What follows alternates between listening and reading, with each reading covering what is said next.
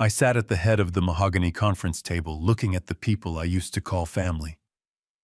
The room was dead silent, the kind of heavy silence that happens right before a bomb goes off. The air conditioning hummed faintly, but all I could hear was the steady beating of my own heart. My wife's funeral was barely a memory, and already the vultures were circling above me.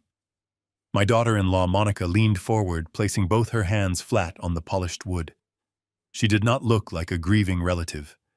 She looked like a predator who had just cornered her exhausted prey. She slammed a thick stack of legal documents onto the table, the sharp smack echoing loudly in the quiet room. She smiled coldly, a look of pure arrogance.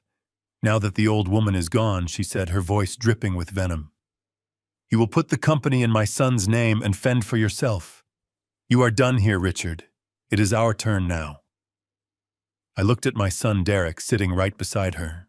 He looked down at his expensive shoes, too much of a coward to meet his father's eyes. They thought they had me completely backed into a corner. They truly believed a grieving 70-year-old man was an easy target, but they forgot exactly who built the empire they were trying to steal. I did not yell. I did not argue. I simply smiled, folded my hands together, and waited. Exactly 3 seconds later, the heavy boardroom doors swung open. My lawyer, Victor Lang, walked into the room. He did not say a single word. He just walked straight up to the table and dropped a certified DNA test right in front of Monica. "Before I tell you what that piece of paper said and how I utterly destroyed the people who tried to bury me alive, let me know where you are watching from in the comments below. Hit the like button and subscribe to the channel if you have ever had to stand up and teach an ungrateful family member a lesson they will never forget. To understand how we ended up in that tense boardroom, you have to go back exactly 3 days. The sweet scent of funeral lilies still hung thick in the air of my home. My Diane was gone. 45 years of beautiful marriage cut short by pancreatic cancer in a matter of a few brutal months. The house was painfully quiet now, empty in a way that made my chest physically ache. I stood alone at the kitchen sink, letting the warm water run over my hands as I washed a simple drinking glass. It was a mindless task, something to keep my hands busy, so my mind would not wander back to the empty chair in our living room. The granite counter felt cold under my hands. Diane had picked out that granite. She loved this kitchen. And now someone who never truly respected her was standing on her floor, demanding the fruits of her lifelong labor.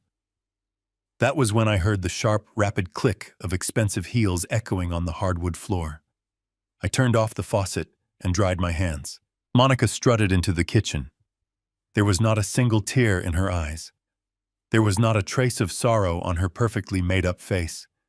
She was dressed in a sharp black designer suit, looking more like she was heading to a hostile corporate takeover than mourning the passing of her mother-in-law.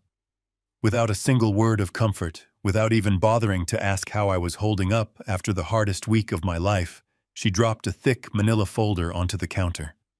The sound was loud and deliberate. I looked down at the folder. Printed across the top page in bold black letters were the words, "Emergency Handover and Succession Agreement." I looked from the paper back up to Monica. "What is this, Monica?" I asked, keeping my voice perfectly level and calm. She sighed an exaggerated theatrical sigh, acting exactly as if she were dealing with a stubborn child. "It is for your own good, Richard," she said smoothly, leaning against the counter. "You are 70 years old. You just lost Diane. You are grieving, and you are in no condition to run Caldwell Logistics right now. You need to sign this agreement today so we can transfer the executive powers to Chase." Chase was my 18-year-old grandson, a boy who had barely managed to graduate high school and spent more time taking pictures of his sports cars for social media than he ever spent looking at a financial balance sheet. I stared at the legal document, feeling a cold, hard knot form deep in my stomach. Caldwell Logistics was not just a company to me. It was the blood, the sweat, and the tears of my entire adult life. Diane and I built that $15 million empire from a single rusty delivery truck back in 1985. We did not have wealthy investors. We had exactly $100 in our bank account and a shared dream. We spent our 20s eating cold sandwiches in freezing parking lots, sleeping in the cramped cab of that truck, and fighting tooth and nail for every single client we ever had. Diane kept the books on a fold-out table while I drove through blizzards to make deliveries. And now, only 3 days after I buried the woman who helped me build all of it, my daughter-in-law wanted me to hand the keys over to a teenager so she could pull the strings from the shadows. I did not raise my voice. I did not show her my anger. In business, the one who loses their temper is the one who loses the negotiation. I just looked at her and said, "The company is running just fine. I am grieving, Monica. I am not incapacitated." Right on cue, my son Derek walked into the kitchen. He was 42 years old, but standing next to his overbearing wife, he looked like a frightened little boy waiting for orders. He stepped forward and placed a gentle hand on my shoulder, putting on a highly rehearsed mask of deep concern. He was wearing a custom suit I bought for him, living a comfortable life I completely funded. Yet here he was, trying to put me out to pasture before the dirt on his mother's grave had even settled. "Dad, please just listen to her," Derek said softly, his voice trembling slightly. "The doctor said your blood pressure has been dangerously high since Mom got sick. We are terribly worried about you. We do not want to lose you too. Just sign the papers. Let Chase hold the title in the family trust, and Monica and I will handle all the daily operations for the company. You can finally rest and take care of yourself. You do not have to worry about a single thing anymore." It sounded so incredibly caring. It was the perfect plausible lie. A loving son and a concerned daughter-in-law stepping up to take a massive burden off an old man's shoulders. But I knew Derek better than anyone. I had spent millions of dollars on his elite Ivy League education, only to watch him become a weak man who could not make a single major decision without his wife's explicit permission. I looked at the expensive gold pen Monica had conveniently placed right next to the folder. "I will think about it," I said quietly, stepping back from the counter. "I need some time to read through the legal clauses before I sign anything." Derek nodded eagerly, clearly relieved that I had not flatly refused their demand. "Of course, Dad, take all the time you need," he said, forcing a warm smile. "Just do not wait too long. The market is very volatile right now, and the company needs steady leadership." They turned around together and walked out of the kitchen, their footsteps fading down the long hallway, leaving me alone with the stack of papers. I stood frozen by the counter, my heart pounding a slow, heavy rhythm in my chest. I turned my head slowly toward the large bay window that looked out into the corridor. The glass was dark against the evening sky, acting like a perfect clear mirror.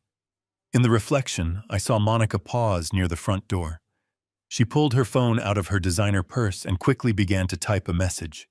She had absolutely no idea that I could see her reflection perfectly from where I stood.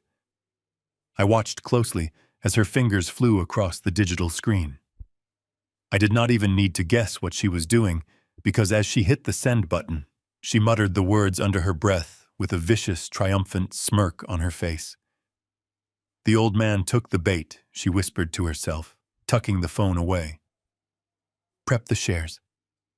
I stood alone in my quiet, empty kitchen, the warm water still dripping slowly from the faucet. They honestly thought I was a broken, clueless old widower who would just roll over and give up. They thought they had outsmarted me in my own home. But they were about to learn a very hard lesson. A lone wolf might lose his mate, but he never loses his teeth. And I was about to bite back hard. The next morning I woke up before the sun considered rising. I did not sleep much. The silence of the house without Diane was suffocating. The heavy realization of my own family conspiring against me made the air feel even thinner. I needed the familiar hum of my empire to clear my head. I needed to stand in the halls of Caldwell Logistics and remember exactly who I was before I became an old widower in the eyes of my greedy children. By 6 in the morning, I was pulling my car into the executive parking lot. The crisp morning air felt sharp against my face as I walked up to the towering glass building. This place was my sanctuary. I had poured every ounce of my energy into these walls. I walked through the quiet lobby, nodding to the night shift security guard, and took the private elevator straight up to the executive floor. I bypassed my own office and headed directly for the executive archives at the end of the corridor. The archives held the backup records of every major financial transaction and trust document associated with Caldwell Logistics. If Monica and Derek were planning a hostile takeover, they would need to alter the foundational operating agreements. I reached the heavy security door and pulled my master keycard from my pocket. I swiped the plastic card against the electronic reader, expecting the familiar green light and the mechanical click of the unlocking mechanism. Instead, the keypad beeped a harsh, flat tone. The small light blinked a solid, angry red. Access denied. I stared at the glowing digital panel. My card was the master key. It was programmed to never expire and to grant unlimited access to every single room in the building. I swiped the card a second time. The reader beeped again. Red light. Access denied. I swiped it a third time, pressing the plastic against the sensor. Red light. Access completely denied. Are you having some trouble with the door, Richard? The voice came from the shadows near the break room, startlingly loud in the quiet hallway. I turned around slowly. Stepping out into the dim morning light was Bradley Jenkins. Bradley was our chief financial officer. He was 45 years old and wore custom-tailored suits. He was wearing far too much expensive cologne. The heavy scent of musk and cedar rolled off him in waves that made my stomach turn. He walked toward me with a rehearsed plastic smile plastered across his face. He looked entirely too awake and far too comfortable for 6 in the morning. Bradley, I said, keeping my voice perfectly calm and steady. My master keycard seems to be malfunctioning. It is rejecting my clearance for the executive archives. Bradley stopped a few feet away from me, tucking his manicured hands into his pockets. Oh, right, he said, his smile widening just a fraction. I should have warned you. We are running a massive system update on the security servers this weekend. Derek ordered a complete overhaul of the digital access protocols to ensure our corporate data remains secure. The system is temporarily restricting access to all sensitive areas while the technicians migrate the files. Derek ordered it.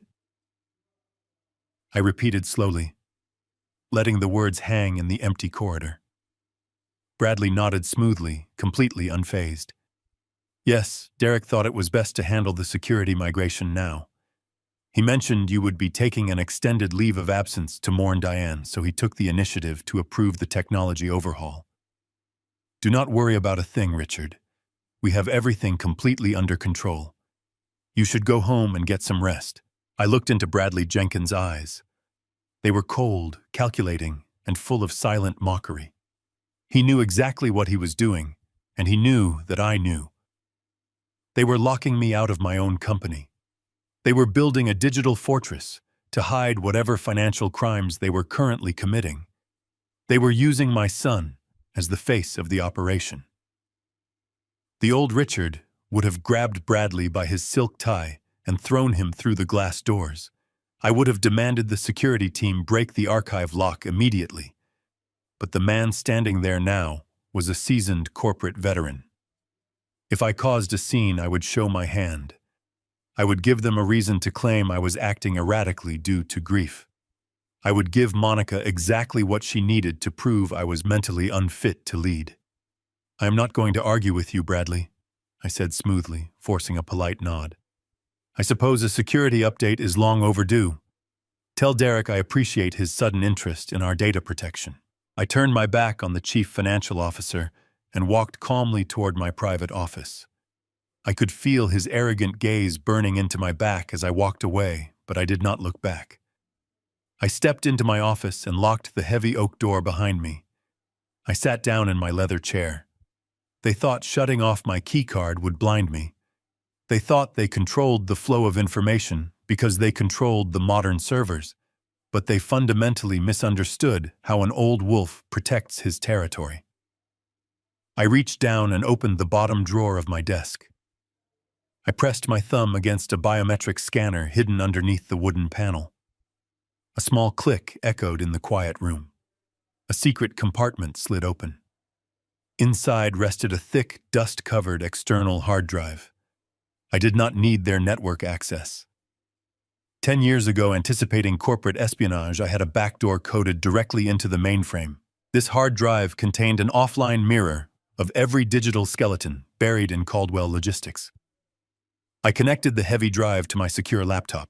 The screen flickered to life, prompting me for a sequence of encrypted passwords only I knew. My fingers hovered over the keyboard. I was moments away from bypassing their pathetic firewall and exposing whatever rot Monica and Bradley were hiding in my financial records. I took a deep breath, ready to strike the first blow in this silent war. Before my finger could press the enter key, the sharp ringing of my private cell phone shattered the silence. I jumped slightly, pulling my hand back from the keyboard. Very few people had this personal number. Absolutely no one should be calling it at 6:30 in the morning. I pulled the phone from my jacket pocket and looked at the glowing screen. The caller identification displayed the name of the local county hospital. A cold wave of dread washed over me. Hospitals do not call at dawn with good news. I accepted the call and lifted the phone to my ear. "Hello," I said, my voice barely above a whisper. "Mr. Richard Caldwell," a woman asked. Her tone was strictly professional, but carried an undeniable weight of urgency. "This is the emergency department at Memorial Hospital. I am calling regarding your grandson, Chase Caldwell. He has been in a severe motorcycle accident. He is currently in the trauma unit, and we need family members here immediately." I slammed the laptop shut and shoved the encrypted hard drive back into the hidden compartment of my heavy oak desk. The digital war for Caldwell Logistics would simply have to wait. My grandson was currently bleeding. I grabbed my car keys with shaking hands, my heart hammering a frantic rhythm against my ribs. I sprinted out of my private office, completely ignoring the confused and annoyed look on Bradley Jenkins' face as I rushed past the corporate break room. I slammed my hand against the elevator button, my mind racing with terrifying images of Chase lying broken on the cold asphalt. He was a reckless teenager with far too much money and far too little sense, but he was still my family. He was the only heir Diane had truly doted on during her final years. The drive to Memorial Hospital was a terrifying blur of flashing traffic lights, blaring horns, and reckless swerves through the morning traffic. I broke every single speed limit in the city, gripping the cold leather steering wheel until my knuckles turned completely white and my forearms ached with tension. I pushed the accelerator all the way to the floorboard, praying silently that I would not be too late. I abandoned my car in the emergency drop-off zone, not caring about the parking violation, and burst through the sliding glass doors of the hospital. The harsh fluorescent lights of the trauma ward stung my tired eyes. The overwhelming smell of cheap antiseptic and stale waiting room coffee filled the chilly morning air. I spotted them immediately at the far end of the long, sterile hallway. Monica was pacing back and forth, her expensive designer heels clicking a sharp, rhythmic tempo against the polished linoleum floor. She was furiously typing on her smartphone, looking significantly more inconvenienced than devastated. Derek sat slumped in an uncomfortable plastic waiting room chair with his head buried deep in his hands. His tailored suit was severely wrinkled, and his broad shoulders shook slightly under the bright hospital lights. I hurried down the hallway, my heavy footsteps announcing my sudden arrival. Derek looked up, his face extremely pale and slick with a nervous sweat. "Dad," he choked out, standing up quickly and wiping his hands on his trousers. "I got here as fast as I possibly could," I said, grabbing his shaking shoulders. "What exactly happened out there, and how bad is his condition right now?" Derek swallowed hard, his anxious eyes darting toward Monica, who had finally stopped typing to look at me with mild annoyance. "He took a sharp corner way too fast on that brand new sports motorcycle," Derek explained, his voice trembling noticeably. He lost control of the bike and slid directly into a steel guardrail on the busy highway.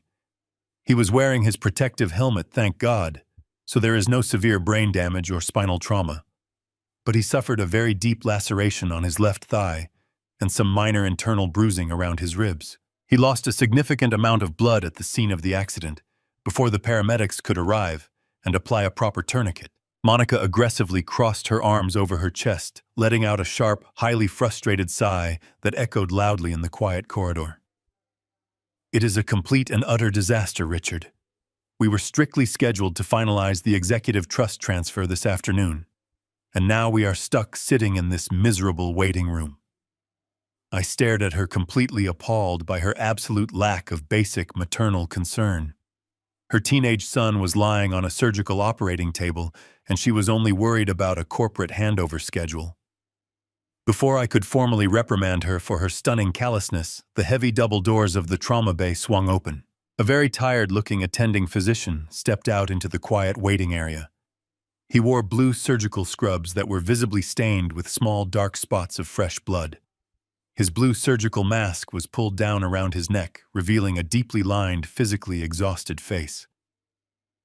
"Family of Chase Caldwell," he called out loudly, his authoritative voice echoing down the hospital corridor. We rushed forward together, forming a tight, anxious circle around the exhausted medical professional. "He is medically stable for the moment," the physician said, holding up a thick metal clipboard and clicking his pen. "We managed to successfully stop the primary hemorrhaging in his upper leg, and his vital signs are currently holding steady on the monitors. However, his overall hemoglobin levels are dropping to a critically low point. We need to administer a massive blood transfusion immediately to prevent him from slipping into severe hypovolemic shock." Derek let out a loud, shuddering breath of profound relief, leaning heavily against the painted drywall for physical support. "Then do it immediately," Monica demanded, waving her manicured hand dismissively at the doctor. "Give him the required blood and patch him up quickly so we can finally get out of this depressing place. We have a private, luxurious recovery suite waiting for him at our home." The doctor frowned deeply, clearly unimpressed by Monica and her highly demanding, arrogant attitude. "It is not that simple, ma'am," he said, his professional tone growing noticeably firm and uncompromising. "Your son has a very rare and specific blood type. He is AB positive. Under normal daily circumstances, this would not be a massive logistical issue. But our hospital blood bank experienced an unprecedented shortage this week due to a multi-car pileup on the interstate. We simply do not have enough AB positive or universal donor blood in our immediate hospital inventory to safely and fully complete the required transfusion." He looked directly at Derek, then shifted his serious gaze to Monica. "We need direct family donors right now, immediately. The boy desperately needs blood, and he needs it flowing into his veins within the next hour to survive. We can bring you both into the lab and cross-match you immediately to save his life." The world around me seemed to halt completely. The low mechanical hum of the hospital ventilation system faded entirely away. The distant rhythmic beeping of the cardiac monitors went dead in my ringing ears. The attending doctor's specific words echoed loudly in my mind, repeating over and over again like a broken skipping record. A B positive. The boy is a B positive. My mind, rigorously trained over decades to analyze complex corporate data and detect absolute factual inconsistencies, immediately latched onto a monumental, undeniable biological impossibility. I am an O blood type. My beloved late wife Diane was an O blood type. By the absolute unbreakable scientific laws of human genetics, two biological parents with type O blood can only ever produce children with type O blood. Therefore, my biological son Derek was undeniably factually an O blood type. I knew this for an absolute fact. I vividly remembered the medical paperwork from his severe childhood appendectomy surgeries. Monica, I knew from a brief conversation years ago during a minor family medical scare, was an A blood type. I stood perfectly still in the sterile hospital corridor, staring blankly at the white wall directly behind the doctor. Basic high school biology began to scream blaring alarms deep inside my head. An O blood type parent and an A blood type parent can naturally produce an A blood type child. They can occasionally produce an O blood type child. But they cannot, under any conceivable scientific circumstance, ever produce an AB positive child. The dominant B allele had to come from somewhere. It had to come directly from a biological father who actively carried the B genetic trait. Derek absolutely did not carry it. I absolutely did not carry it. Diane absolutely did not carry it. There was only one impossible, horrifying, devastating conclusion staring me right in the face in that bright hallway. The teenage boy bleeding out on the surgical operating table, the boy I had spoiled and loved and rigorously prepared to inherit my $15 million logistics empire, did not have a single solitary drop of Caldwell blood running through his veins. Chase was not my biological grandson. I slowly turned my heavy head to look at Monica. She was furiously arguing with the tired doctor, loudly demanding he call another private hospital to fly the necessary blood in by an emergency helicopter. She was putting on a loud, incredibly aggressive performance to deliberately distract from the obvious urgent request for her to donate her own blood. She knew she could not donate without exposing the truth. Then I turned my cold gaze directly to my son. I fully expected to see a man confused by basic genetics. I fully expected to see a worried, grieving father questioning the doctor about a potential catastrophic laboratory error. Instead, what I saw chilled me to the absolute bone and shattered my heart into 1,000 jagged pieces. Derek was backed firmly against the painted hospital wall, gripping the metal handrail with bone-white knuckles. He was not looking at the frustrated doctor. He was not looking at his screaming wife, Monica. He was staring firmly and intensely at the linoleum floor, his entire body trembling violently under his expensive suit. He was sweating profusely, beads of moisture rolling down his pale forehead. He was not confused by the science. He was utterly terrified. He knew. He absolutely, undeniably knew the genetic math did not add up. When he finally found the courage to lift his heavy head, he felt my intense eyes burning right into him. For one brief, absolutely terrifying second, our eyes met across the sterile corridor. He saw the cold, sharp realization settling permanently over my face. He saw that I had done the genetic math in my head and arrived at the truth. Derek immediately broke eye contact, looking away entirely, completely unable to face the father he was actively helping to destroy. The heavy silence in the sterile corridor was finally broken when Monica pulled out her platinum credit card. She shoved it aggressively toward the exhausted attending physician, demanding he contact a neighboring private medical facility and secure the necessary blood supply via an emergency helicopter transport, regardless of the exorbitant financial cost. The doctor, realizing he was dealing with people who firmly believed that money could effortlessly bend reality, nodded curtly and marched back into the busy trauma bay to make the necessary arrangements. With the immediate medical crisis temporarily diverted by the highly aggressive financial intervention of Monica, an uncomfortable, suffocating tension immediately settled over the three of us. We were no longer just a family waiting for a routine medical update. We were a family actively standing on a massive foundation of carefully constructed lies, and that foundation had just suffered a catastrophic structural fracture. I did not press the issue right there in the open hallway. Confronting a cornered animal in a completely open public space is a massive tactical error I learned to avoid decades ago during brutal corporate negotiations. Instead, I let the suffocating silence stretch out for a few more agonizing minutes. I looked at Derek, who was still flatly refusing to meet my eyes, and calmly suggested we get some coffee from the hospital cafeteria downstairs while we waited for the helicopter transport to arrive. He hesitated, his anxious eyes darting toward his wife for silent permission. Monica, already completely distracted by another incoming text message on her smartphone, waved her hand dismissively, telling him to go. She clearly wanted the space to conduct her own private business without my constantly observing eyes. Derek swallowed hard, nodded weakly, and obediently followed me toward the elevators. The hospital cafeteria was a bleak, depressing cavern located in the dark basement of the massive building. The harsh, flickering fluorescent lights reflected poorly off the cheap linoleum floor, casting a sickly, pale yellow glow over the scattered plastic tables.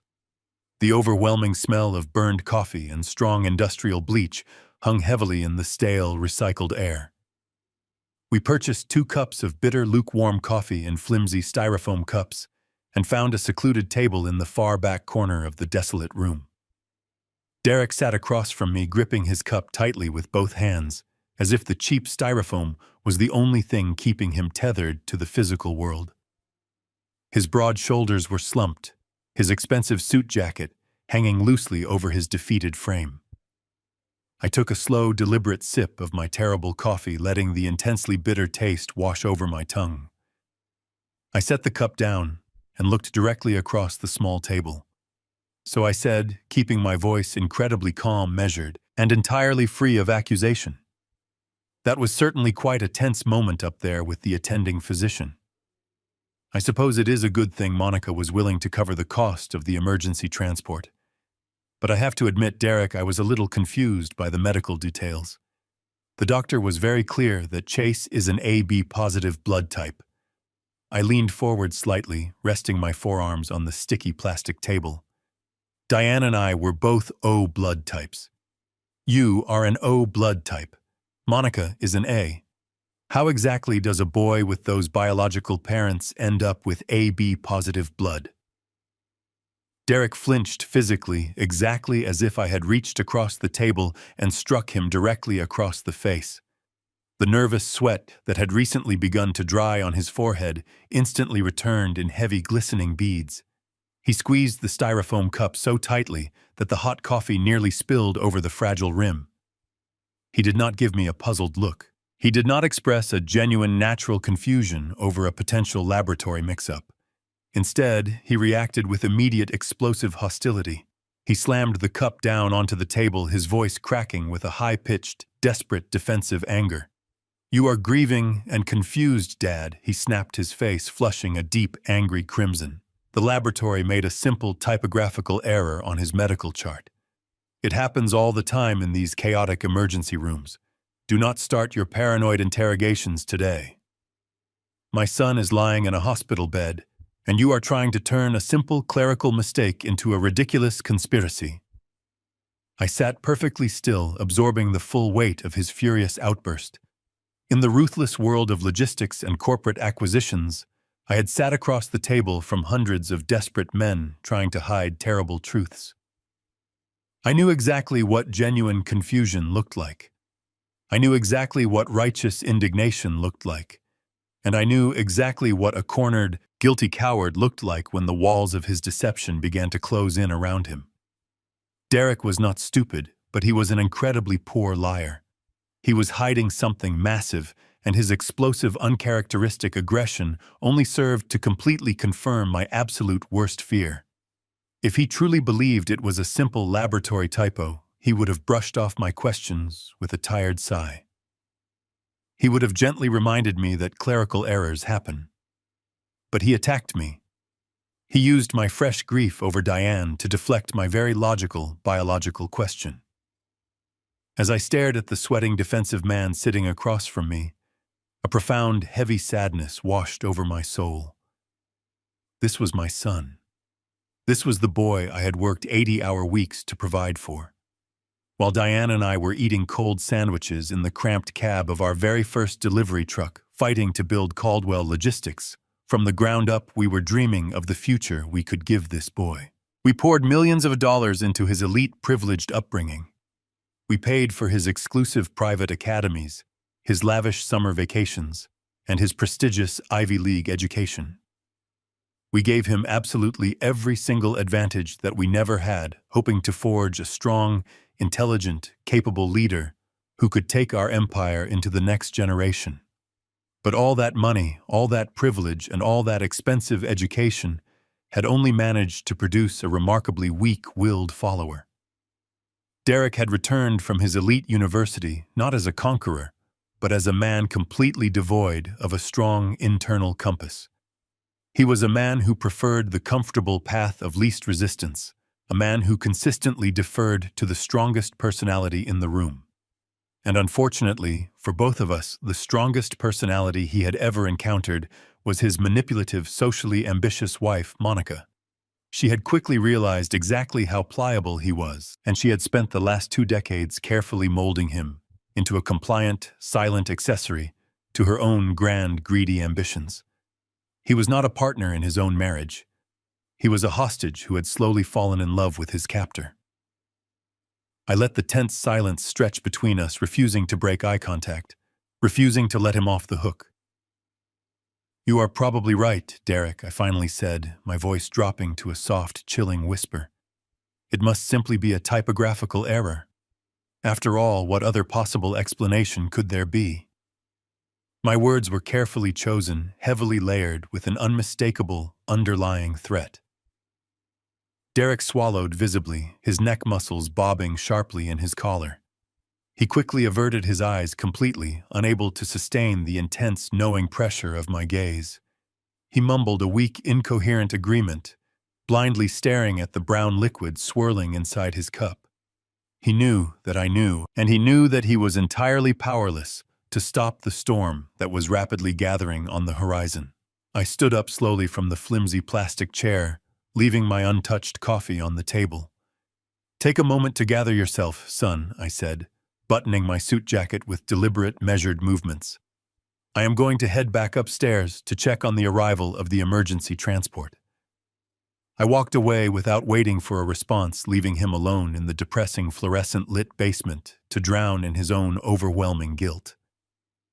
I rode the slow, rumbling elevator back up to the trauma ward, my mind working through 1,000 different complex scenarios, calculating variables and mapping out potential legal and financial countermeasures. When the elevator doors slid open on the surgical floor, I stepped out into the quiet corridor. I did not immediately walk back to the waiting room area. Instead, I paused behind the thick concrete pillar near the nurse station, keeping myself completely concealed in the shadows. Further down the long, sterile hallway, standing near the large glass windows that overlooked the bustling city streets below, was Monica. She was whispering furiously into her smartphone, pacing wildly. It was absolutely not a laboratory typographical error. "Chase is definitely not a biological Caldwell.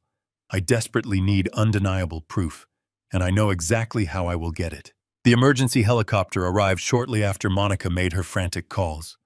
The transfusion was an absolute success. Chase stabilized quickly, and within a few hours the attending physician declared him out of the woods. By late afternoon, they discharged him with crutches, pain medication, and strict orders to rest in bed. I played the part of the relieved grandfather to absolute perfection. I hugged Derek, gave Monica a supportive smile, and told them I would check on them later. Then I went home and prepared for a different operation.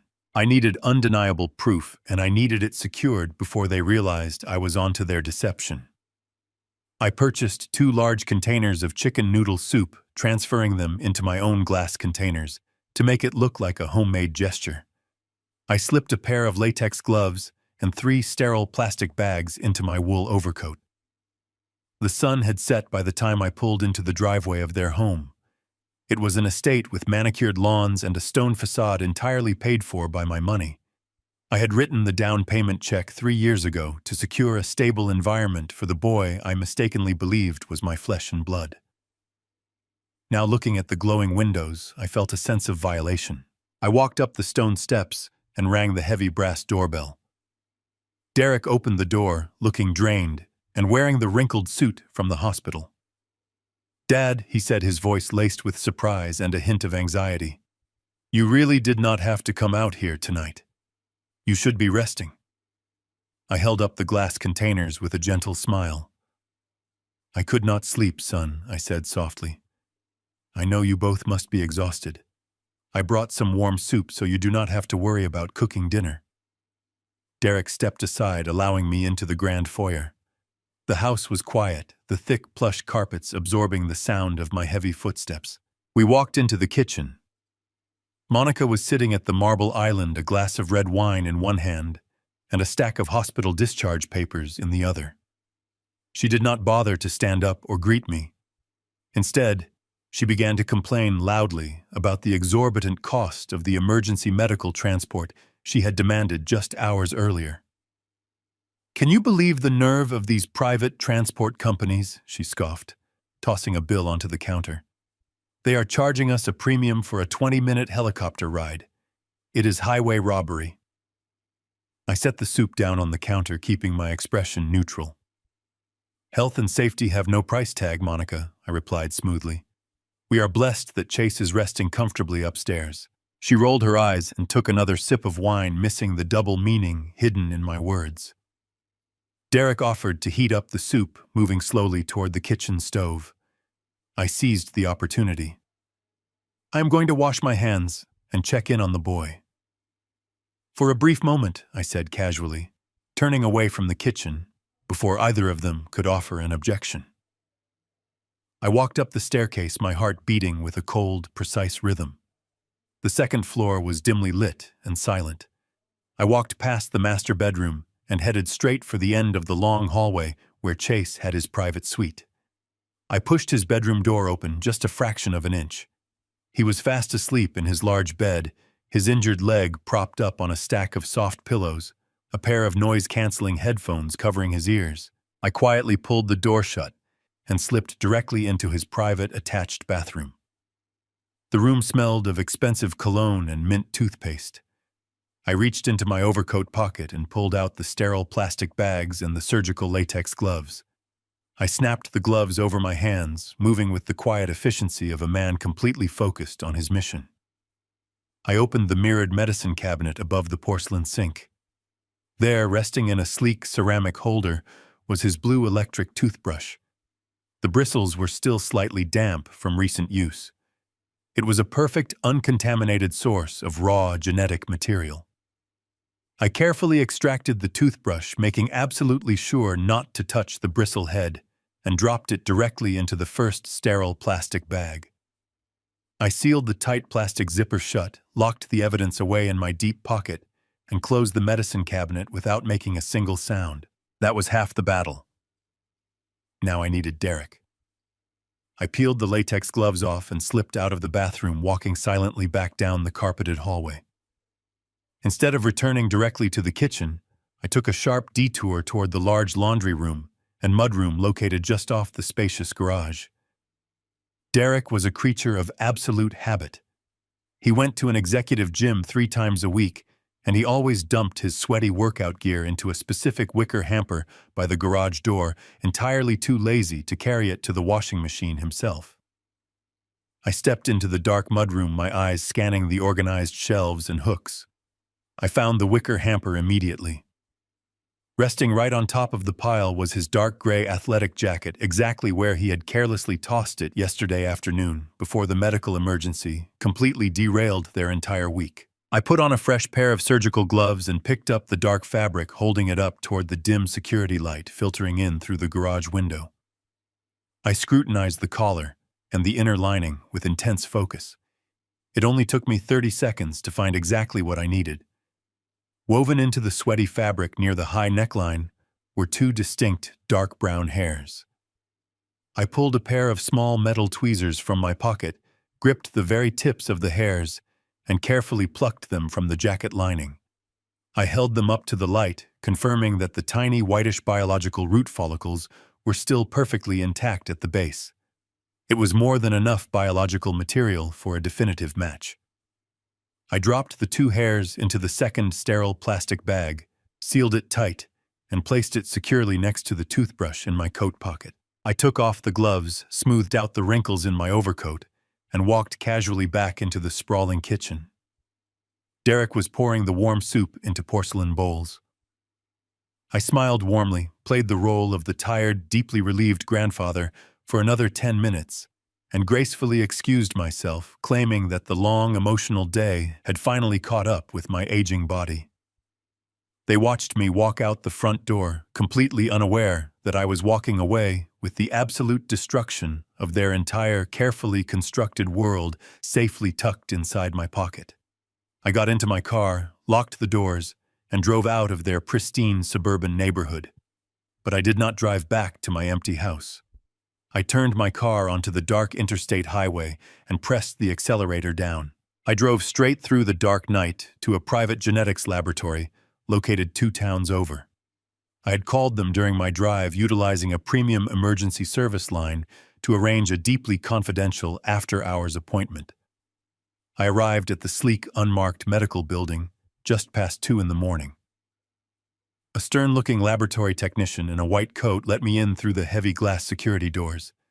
I handed him the 2 perfectly sealed plastic bags and a thick envelope containing exactly $5,000 in crisp, clean, untraceable cash. I demanded a highly expedited priority analysis today. The young technician counted the cash very carefully, labeled the plastic bags with random numerical barcodes to ensure complete anonymity, and promised me definitive, legally binding results within 48 hours. I walked out of the private clinic as the first faint streaks of purple dawn broke across the eastern horizon. The biting morning chill whipped my face, but I felt a strange burning heat radiating deep within my chest. I had the biological evidence secured. The scientific hammer was officially in motion. I unlocked my car and slid into the cold leather driver's seat, letting out a long, heavy breath. I reached into my pocket for my keys, but my fingers brushed against my smartphone. The screen suddenly lit up the dark interior of the car, vibrating violently against the palm of my hand. It was an automated security alert triggered directly from the secret digital backdoor I had coded into the Caldwell logistics server 10 years ago. I stared at the glowing text, feeling the blood freeze completely solid in my veins. Someone inside the company was attempting to authorize a massive unapproved wire transfer of $4.5 million, desperately trying to use my personal digital signature to do it. I threw my car into gear and tore out of the clinic parking lot. The sun was fully rising now, painting the morning sky in vibrant streaks of orange and gold. But my world had never felt colder or darker. My mind raced faster than the engine of my car. Whoever was sitting at a computer terminal attempting to push that massive wire transfer through the Caldwell logistics system was getting desperate. They were trying to bypass the primary authentication protocols by using a forged version of my digital footprint. I did not drive back to the corporate headquarters. Confronting Bradley or whoever was sitting at that desk would only give them the opportunity to scrub the servers and destroy the digital evidence before I could secure it. I drove straight back to my house, the large empty home that felt more like a mausoleum than a sanctuary. I bypassed the kitchen and walked down the long hallway to my private home office. I locked the heavy door behind me and closed the thick wooden blinds, plunging the room into shadows. I turned on my desk lamp and sat down in front of my secure home terminal. 10 years ago, when Caldwell Logistics was rapidly expanding and we were fending off aggressive corporate espionage from rival logistics firms, I hired a brilliant independent programmer to build a fail-safe into our network architecture. It was a digital ghost, a completely invisible backdoor coded directly into the foundational framework of the company servers. I never told Diane about it, and I certainly never told Derek or the board of directors. It was my ultimate insurance policy designed for a catastrophic scenario just like this one. I booted up the terminal and typed in a complex sequence of commands that had not been used in a decade. The screen flashed black, then flooded with cascading lines of green code. I was in. I navigated through the invisible pathways of the network, bypassing the heavily advertised corporate firewalls without triggering a single alarm. I located the active terminal that had initiated the security alert. It was registered to the executive financial suite. Bradley Jenkins was already awake and working early furiously, trying to force a heavily encrypted wire transfer through the system using a spoofed credential package designed to mimic my authorization. I watched his digital keystrokes in real time like a phantom observing a burglar trying to pick a lock. Bradley was a slick, calculating accountant, but his understanding of deep network architecture was arrogant and fundamentally flawed. He had established a series of internal lockouts to blind the general accounting staff and block my standard administrative access, but his walls were built on the surface level. He had absolutely no idea that I was swimming beneath the foundation of his digital fortress. With a few precise keystrokes, I isolated his transfer request and quietly quarantined the transaction, suspending the $4.5 million in a hidden digital purgatory where he could neither complete the transfer nor cancel the footprint of his attempt. I had him perfectly trapped. My heart pounded with a mix of fury and intense focus as I prepared to dig deeper into the system. I needed to see exactly how long this disease had been spreading through my company, and I needed to gather every single piece of undeniable evidence before they realized they were caught. Having stopped the immediate financial hemorrhage, I turned my attention to the origin of the rot. I needed to see exactly how deep this infection went. I traced the destination of the blocked wire transfer, following the complex routing numbers through a dizzying maze of offshore routing protocols and disguised corporate entities. What I found was a sophisticated, highly organized labyrinth of financial fraud. Bradley had not just been skimming off the top. He had engineered a massive systemic pipeline designed to drain the lifeblood of my company. I uncovered 4 distinct shell companies, all recently registered in the state of Delaware under fake limited liability corporations. They had generic, meaningless names that blended perfectly into a standard corporate expense report. Global Freight Solutions, Apex Logistics Consulting, Horizon Management, Partners, and Zenith Supply Chain Associates. I opened the accounting ledgers connected to these phantom companies. The digital paper trail revealed a relentless barrage of fabricated invoices for phantom consulting services and non-existent software upgrades and dummy logistical routes that Caldwell Logistics had supposedly subcontracted. The sheer volume of the fake invoices was staggering, but they were carefully calculated to slide just beneath the threshold of an automatic secondary board review. Bradley had meticulously orchestrated the payments to look like standard operational expenses, masking the theft behind a wall of tedious corporate bureaucracy. I began downloading every single ledger, every fake invoice, and every routing number onto my secure hard drive, ensuring I had a permanent, unalterable record of their massive criminal enterprise. The depth of the deception was sickening, revealing a level of calculated greed that completely shattered any lingering illusions I had about the people operating within my own corporate headquarters. I dug deeper, matching the dates of the fraudulent invoices with the corresponding outflow of corporate capital. I pulled up the master ledger of the company and cross-referenced the missing capital against our internal accounts. When the numbers finally aligned on my glowing screen, a wave of profound nausea hit me so hard I had to grip the edge of my desk to steady myself. The money was not coming from our operational revenue. It was not coming from our expansion reserves. The $4.5 million that Bradley and Monica had siphoned away over the past 8 months was being systematically drained directly from the employee pension fund. They were stealing the hard-earned retirement savings of the truck drivers, warehouse managers, and logistics coordinators who had dedicated their lives to building this company alongside me. But the absolute worst part was the timeline. I stared at the dates of the largest outgoing wire transfers, feeling a sharp, twisting agony in my chest. The first massive withdrawal was initiated 8 months ago. That was exactly the same week Diane received her terminal cancer diagnosis.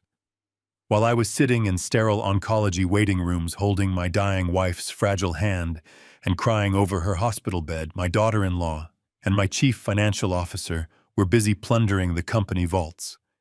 They knew I was completely distracted by grief and medical decisions.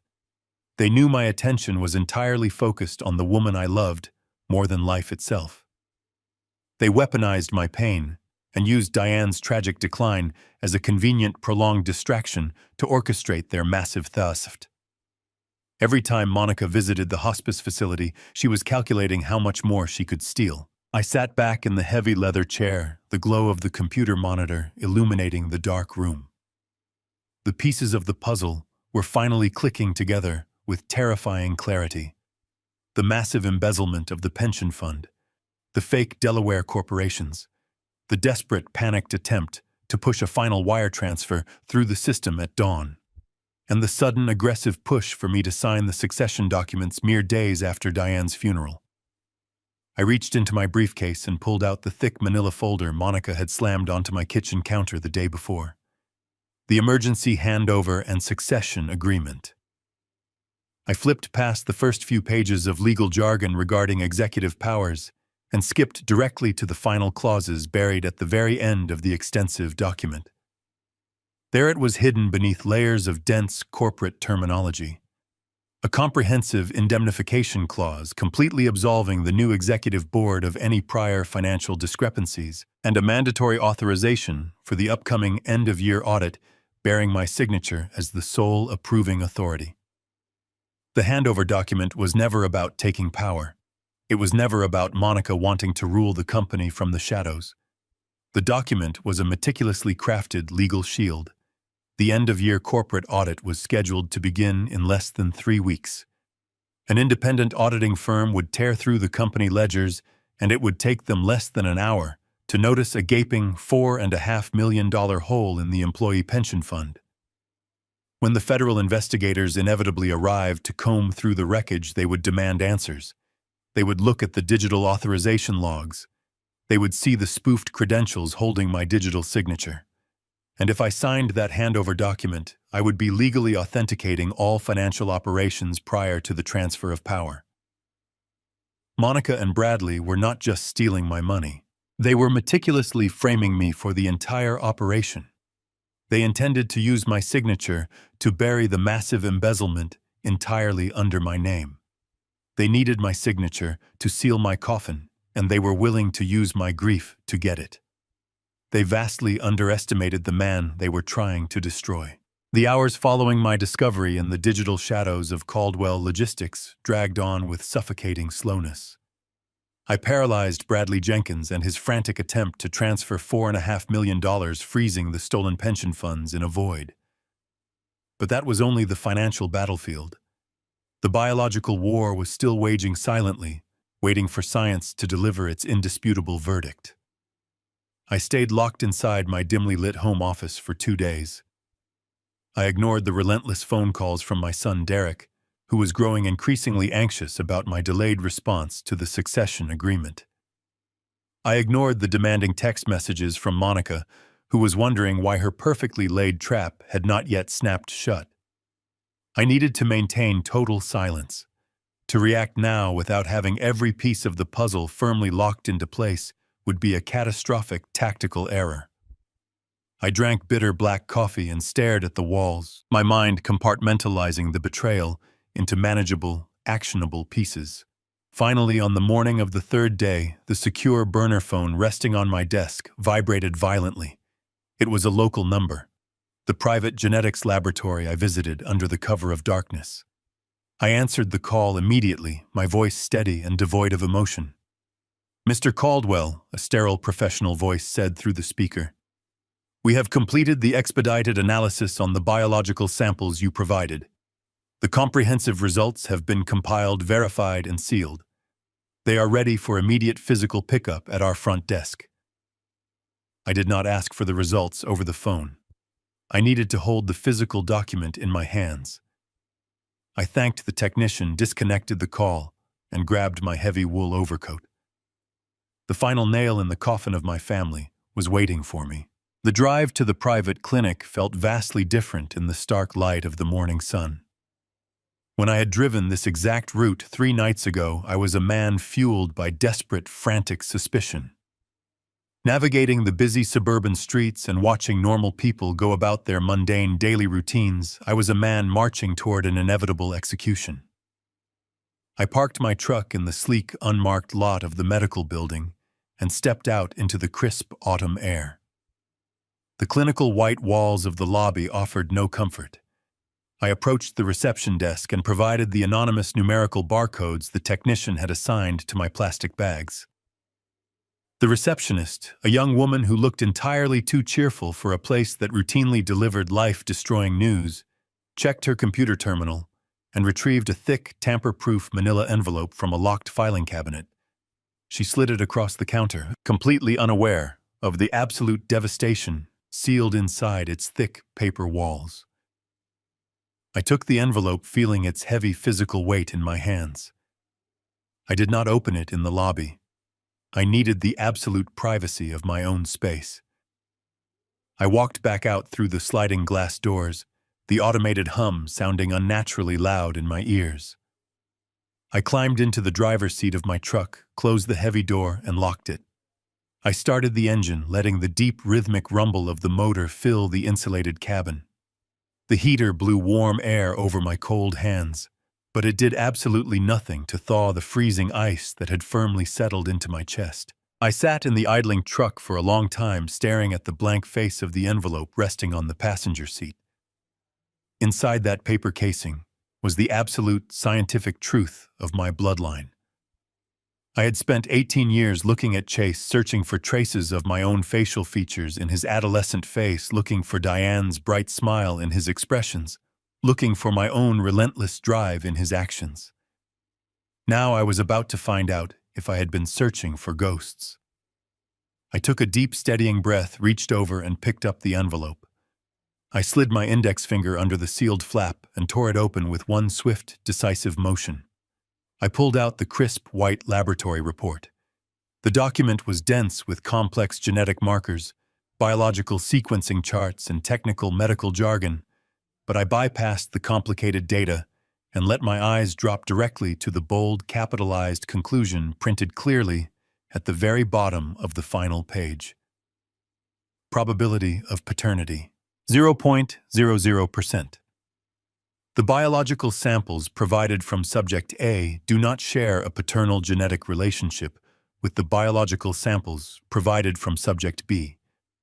The subject known as Chase is excluded as the biological offspring of the subject known as Derek. I read the numbers again. 0.00%. There was no margin for error. There was no statistical anomaly. It was a complete, undeniable biological zero. The teenage boy I had loved, spoiled and prepared to inherit my $15 million empire, was an absolute stranger. He did not possess a single drop of Caldwell blood. Diane's sacred lineage, the family legacy we had worked so incredibly hard to secure, had died the moment my wife took her final breath in that hospice bed. For exactly 1 minute, a wave of profound, crushing grief washed over me. I mourned the loss of my grandchild. I mourned the absolute deception that had robbed me of a true legacy. I grieved for Diane, thanking whatever higher power existed that she had passed away before having to witness this sickening betrayal. But the grief did not last. It was almost instantly eradicated, burned away by a cold, calculating, and utterly terrifying rage. The sorrow was completely eclipsed by the sharp, focused clarity of a man who had just realized he was surrounded by vicious predators. I folded the laboratory report perfectly in half and placed it securely into the inner pocket of my tailored suit jacket. My mind, rigorously trained by decades of ruthless corporate warfare, began to rapidly process the new variables of the battlefield. If Derek was not the biological father of the boy, then who was? Monica was a highly calculating, incredibly ambitious woman. She would not risk her extremely comfortable, heavily subsidized lifestyle on a random, meaningless affair with a stranger. If she was going to commit an infidelity that could potentially destroy her lucrative marriage to the heir of a logistics empire, she would do it with someone useful. Someone who could actively help her achieve her ultimate goal of absolute financial control. She would partner with someone who understood exactly how to manipulate massive sums of money without triggering internal corporate alarms. She would partner with someone who had deep, unrestricted access to the complex financial architecture of Caldwell Logistics. The realization struck me with the force of a speeding freight train. The missing $4.5 million from the employee pension fund. The fake shell companies registered in Delaware. The frantic early morning attempt to push a massive wire transfer through the system using my spoofed digital signature. Monica was not orchestrating this massive corporate embezzlement all by herself. She had a highly skilled, deeply embedded partner on the inside. I pulled out of the medical clinic parking lot, my destination firmly set. I was not going back to the office, and I was not going home. I was going to war, and I needed a soldier to gather my ammunition. I drove to a nondescript office building located in the industrial district on the very edge of the city. I walked through the doors and stepped into the sparse utilitarian office of Robert Sanchez. Robert was an ex-federal agent, a man who had spent 20 years hunting down white-collar criminals and dismantling organized syndicates before transitioning into highly lucrative, strictly confidential private investigation. He was ruthless, incredibly efficient, and entirely devoid of moral hesitation when properly compensated. I sat down in the uncomfortable chair across from his metal desk. I did not offer any pleasantries. I reached into my coat pocket, pulled out my checkbook, and signed a blank check. I slid the crisp piece of paper across the metal desk, leaving the financial amount completely empty. Robert looked at the blank check, his dark eyes narrowing with intense professional curiosity. "I need you to dig up every single shadow Monica ever cast, both before and after she managed to marry my son," I instructed, my voice hard and unforgiving like cracked ice. "Leave absolutely no stone unturned. I want to know where she spends her afternoons, what she buys, and exactly who she meets when she thinks nobody is looking. I want her entire life completely dismantled and laid bare on my desk." Robert slowly picked up the blank check, a slow, knowing smile spreading across his weathered face. "Where exactly would you like me to start, Mr. Caldwell?" he asked quietly. I leaned forward, the cold rage burning brightly in my chest. "Start with Bradley Jenkins." I spent the next 3 days walking through my life like a ghost. I went to the office, attended meetings, and reviewed quarterly projections, as if the ground beneath me had not completely collapsed. I nodded at Bradley Jenkins when we passed in the hallway, offering him the same polite, professional smile I had given him for years. I answered Derek's increasingly anxious phone calls regarding the succession documents, assuring him in a weary, defeated voice that I just needed a little more time to finalize my affairs. Every word I spoke was a carefully calculated performance. I was a man standing in the center of a burning room, calmly adjusting his tie while quietly bolting all the doors from the inside. They believed they were watching a powerful man slowly fade into irrelevance due to the overwhelming grief of losing his wife. They had no idea they were actually watching a predator patiently arranging his killing floor. On the evening of the third day, my burner phone finally buzzed. It was a single text message from Robert Sanchez, containing an address for a 24-hour diner located on the industrial outskirts of the city, and a specific time. I arrived 15 minutes early, pulling my truck into the dimly lit, pothole-ridden parking lot. The diner was a relic from another era, smelling strongly of stale fryer grease and cheap black coffee. Robert was already sitting in a sticky vinyl booth tucked far away in the back corner, completely hidden from the large front windows. He was nursing a mug of black coffee, his face an unreadable mask of professional stoicism. As I slid into the booth across from him, he did not offer a greeting. He simply reached into his worn leather briefcase and pulled out a thick, heavy manila folder. He slid it slowly across the scarred laminate table until it bumped gently against my folded hands. "You were absolutely right to start with Bradley Jenkins, Mr. Caldwell." Robert said, his voice a low, gravelly murmur that barely carried over the ambient hum of the diner's old refrigerator units. They were not exceptionally careful. Arrogance rarely is. I stared at the thick dossier. My fingers rested lightly on the rough paper, feeling the profound weight of the secrets locked inside. I opened the cover. The very first page was a high-resolution photograph date stamped just 3 weeks ago. It showed Monica and Bradley sitting close together at a secluded table in a high-end, out-of-town restaurant. Bradley was leaning in his hand, resting intimately over hers, their faces close in private, animated conversation. It was not a business meeting. It was the undeniable body language of two people who shared a deep, familiar, and highly secretive history. They did not meet at Caldwell Logistics during a corporate restructuring event 5 years ago, as they had always claimed. Robert explained, tapping a thick stack of printed documents near the back of the folder. I pulled their university records. They met 20 years ago at an out-of-state business college.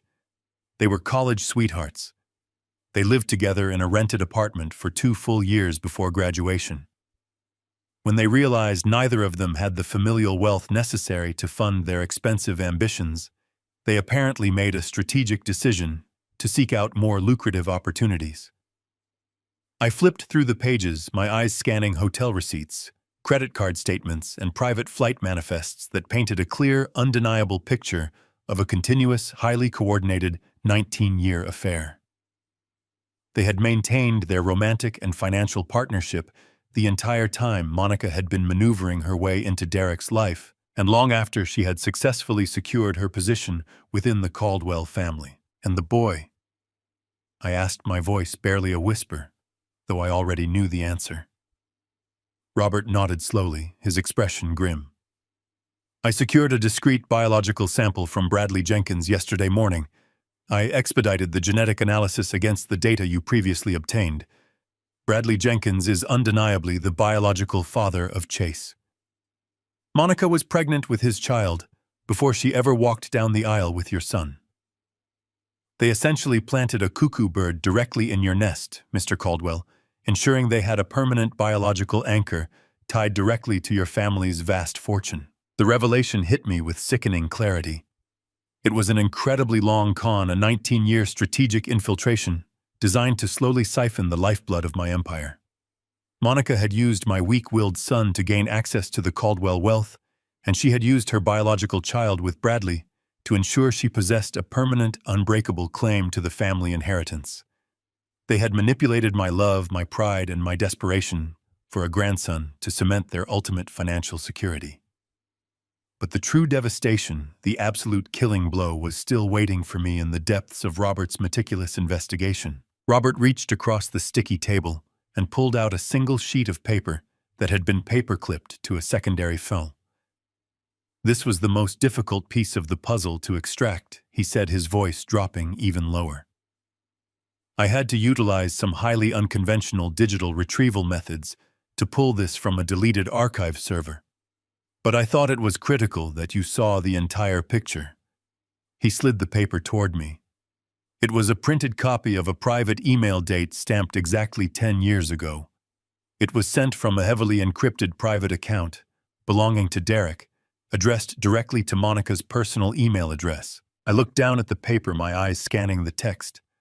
The words were burned into my retinas, destroying the last remaining fragments of the family I thought I knew. I read the message, my heart turning into a cold, heavy stone. Monica, the email read, I got the test results back from the specialist today. It is confirmed. I am completely sterile. The childhood infection caused permanent, irreversible damage.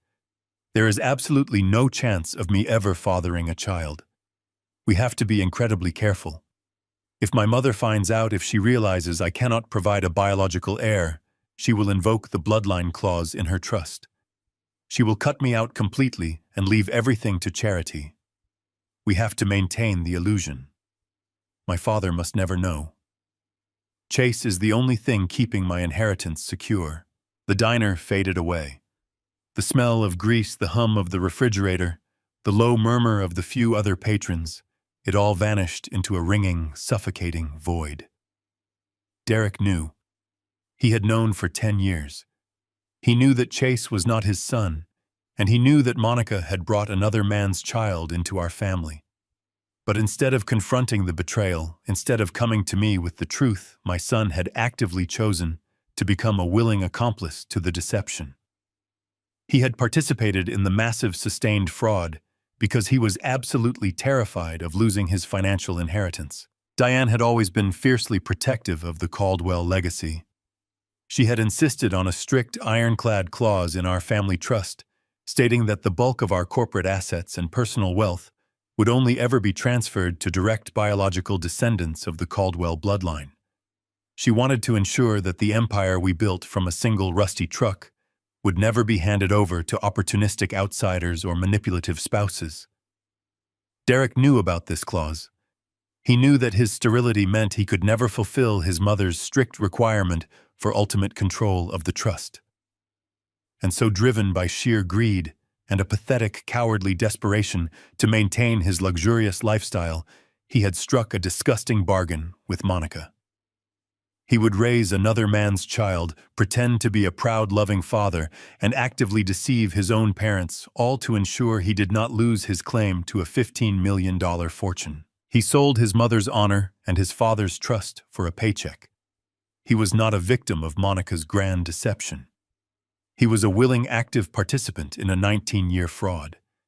He had watched me spoil a child that was not mine.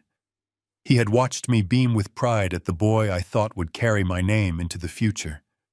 And he had done it all while silently calculating exactly how much money it would eventually bring him. I sat in the uncomfortable vinyl booth staring at the printed email until the letters blurred together into a meaningless black smudge. The profound sorrow that had briefly touched me at the genetics clinic was completely gone now. It was entirely replaced by a cold, absolute, and terrifyingly clear purpose. I was no longer a grieving widower. I was no longer a disappointed father. I was a man who had been marked for slaughter by the very people he had spent his life protecting and providing for. I folded the email carefully and placed it back into the thick dossier. I closed the cover, resting both hands firmly on the manila envelope. I looked up at Robert Sanchez, who was watching me with silent, professional respect. He recognized the shift in my demeanor. He saw the predator finally wake up and take control.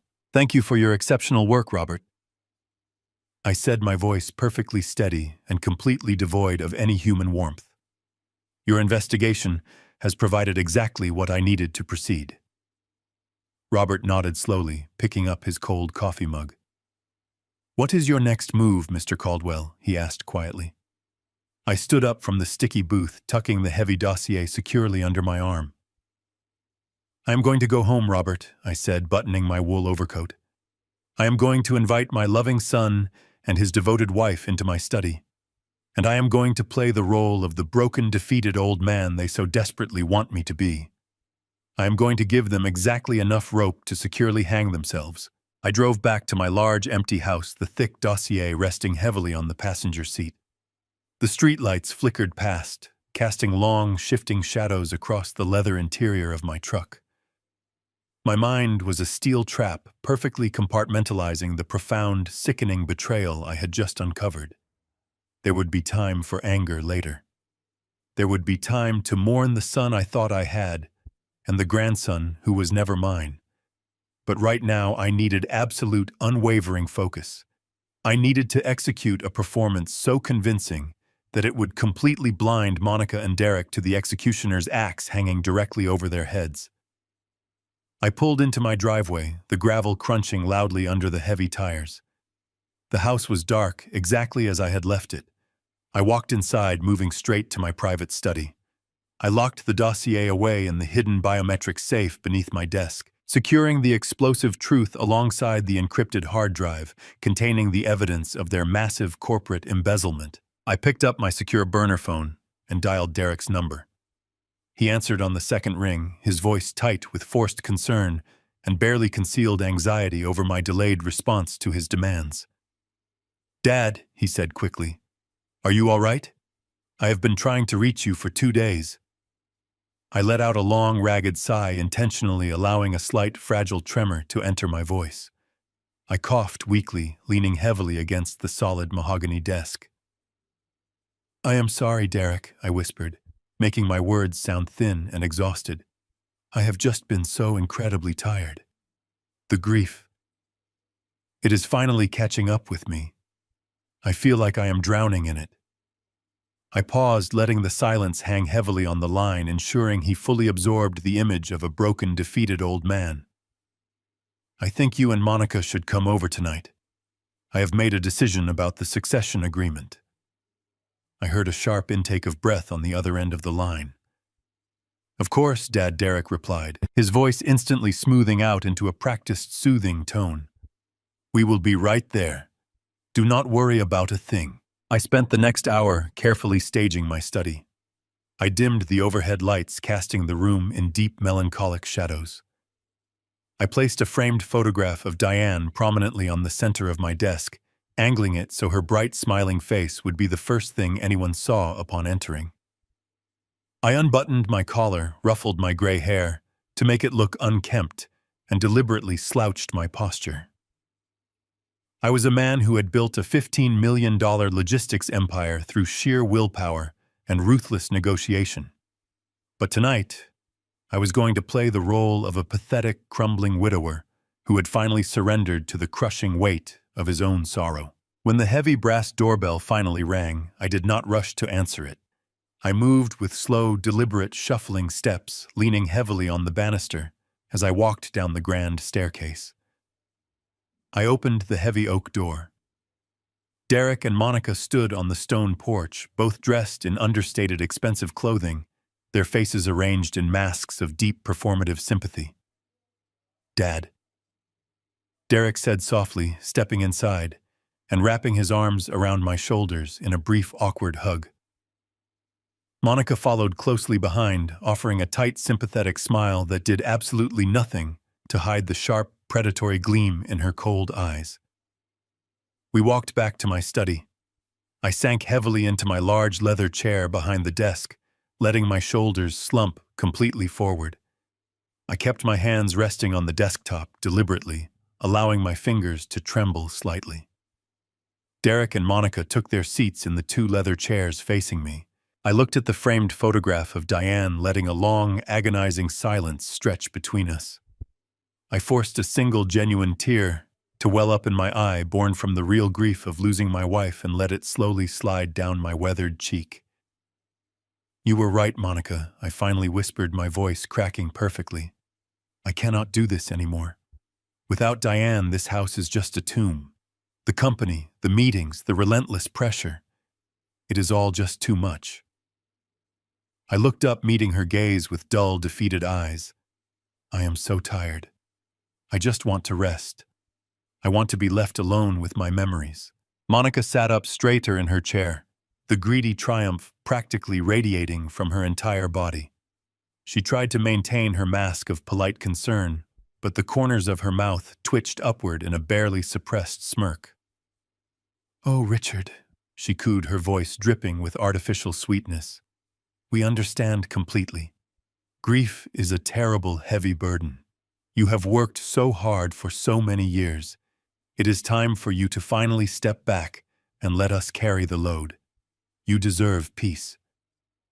Derek nodded vigorously beside her, reaching across the desk to pat my trembling hand with feigned affection. We are here for you, Dad. We will take care of everything. You do not have to worry about Caldwell Logistics ever again. We will protect the legacy you and Mom built. The sheer audacity of his lie, spoken while holding my hand, sent a shockwave of cold fury straight through my core. He was talking about protecting a legacy he had already sold to the highest bidder. He was talking about honoring a mother whose dying days he had used as a convenient distraction for massive corporate theft. I swallowed the bile rising in my throat and forced myself to nod slowly, maintaining the illusion of absolute surrender.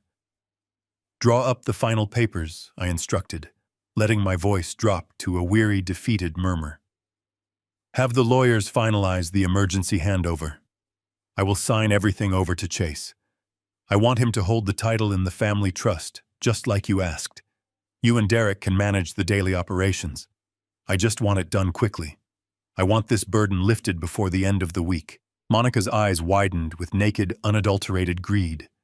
The trap was springing shut exactly as she had designed it. She leaned forward eagerly, her manicured fingers gripping the edge of my mahogany desk.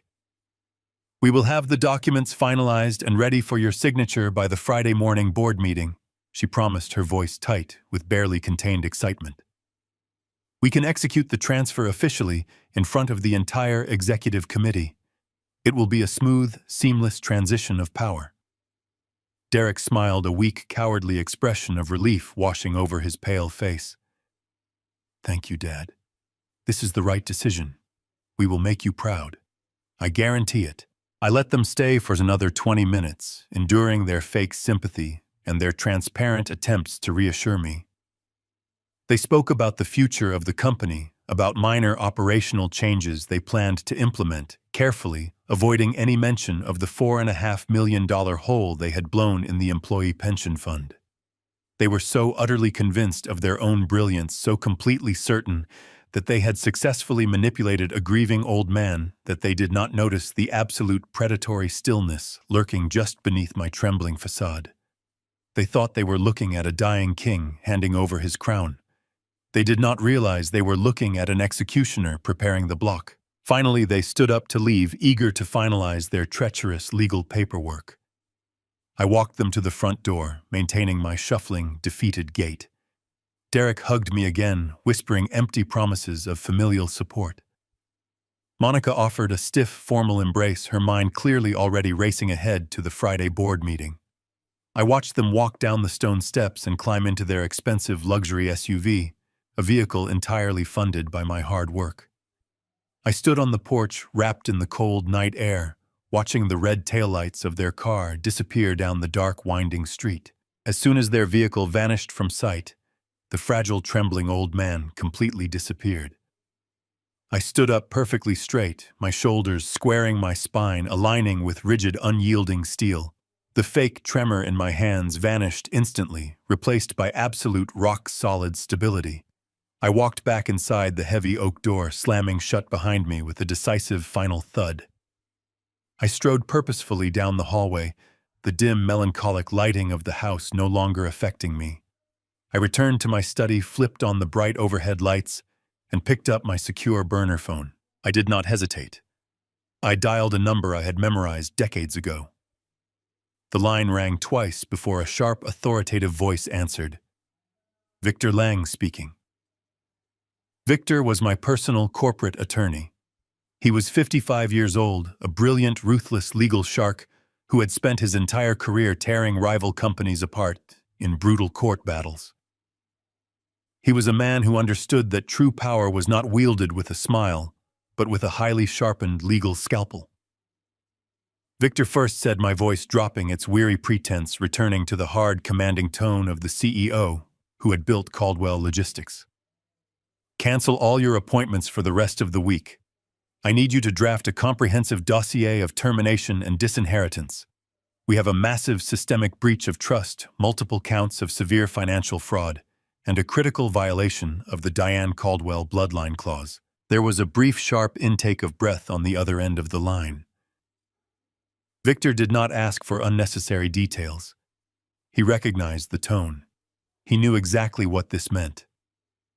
Who are the targets, Richard?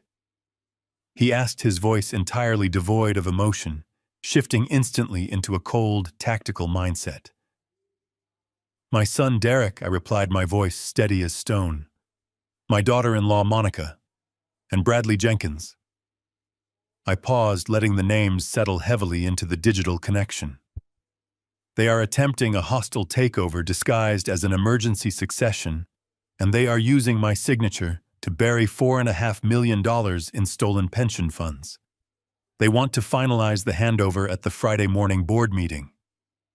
Victor chuckled, a low, dry sound completely devoid of humor. That is remarkably ambitious of them. What are your specific instructions? I stared at the framed photograph of Diane on my desk. Her bright, smiling face seemed to urge me forward, demanding absolute justice for the legacy she had helped build.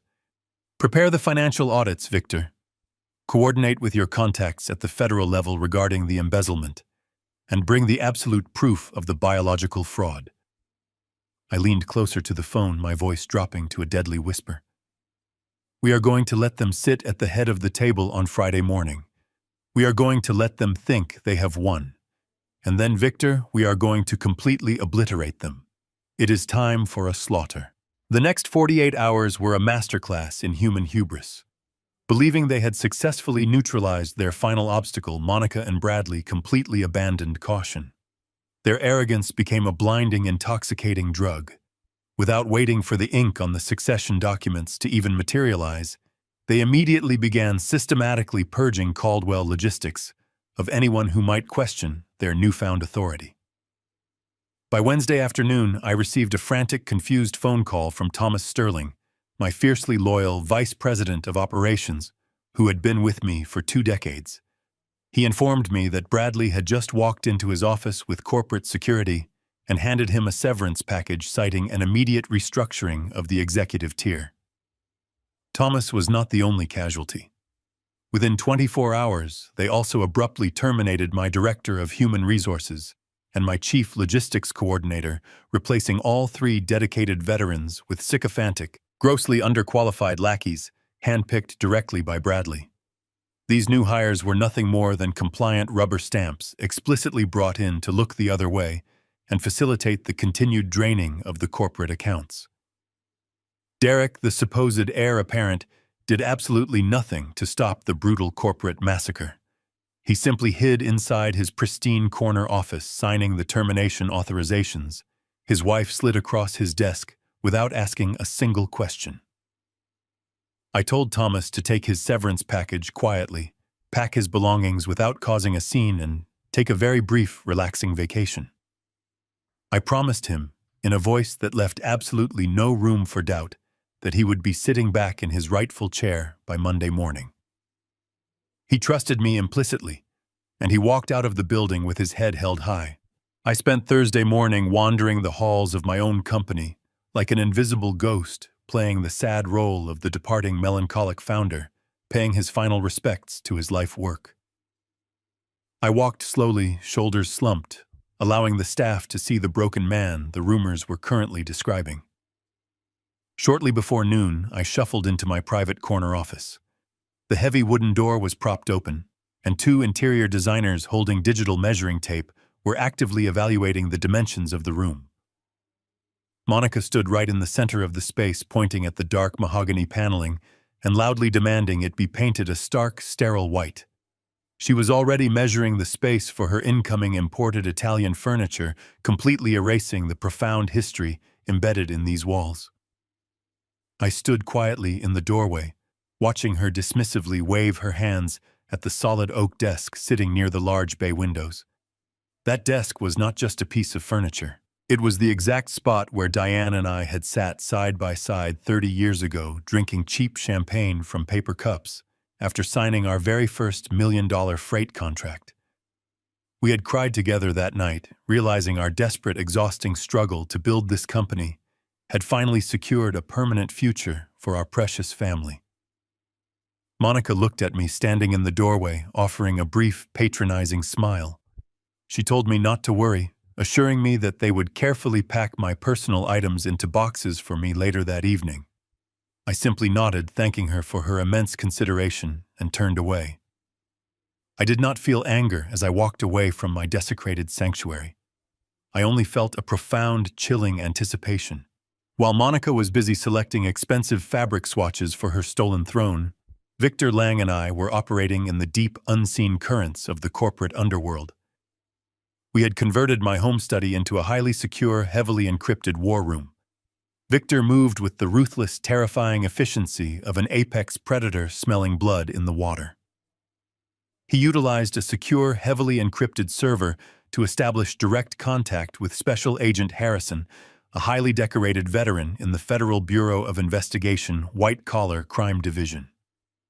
Harrison was a man Victor had occasionally clashed with in court, but they shared a mutual, uncompromising respect for undeniable hard evidence. We handed over the digital key to the invisible back door I had coded into the Caldwell Logistics servers. We provided the federal agents with absolute, unrestricted access to the labyrinth of financial rot. They spent Wednesday night and all of Thursday tracking the digital paper trail we had meticulously highlighted.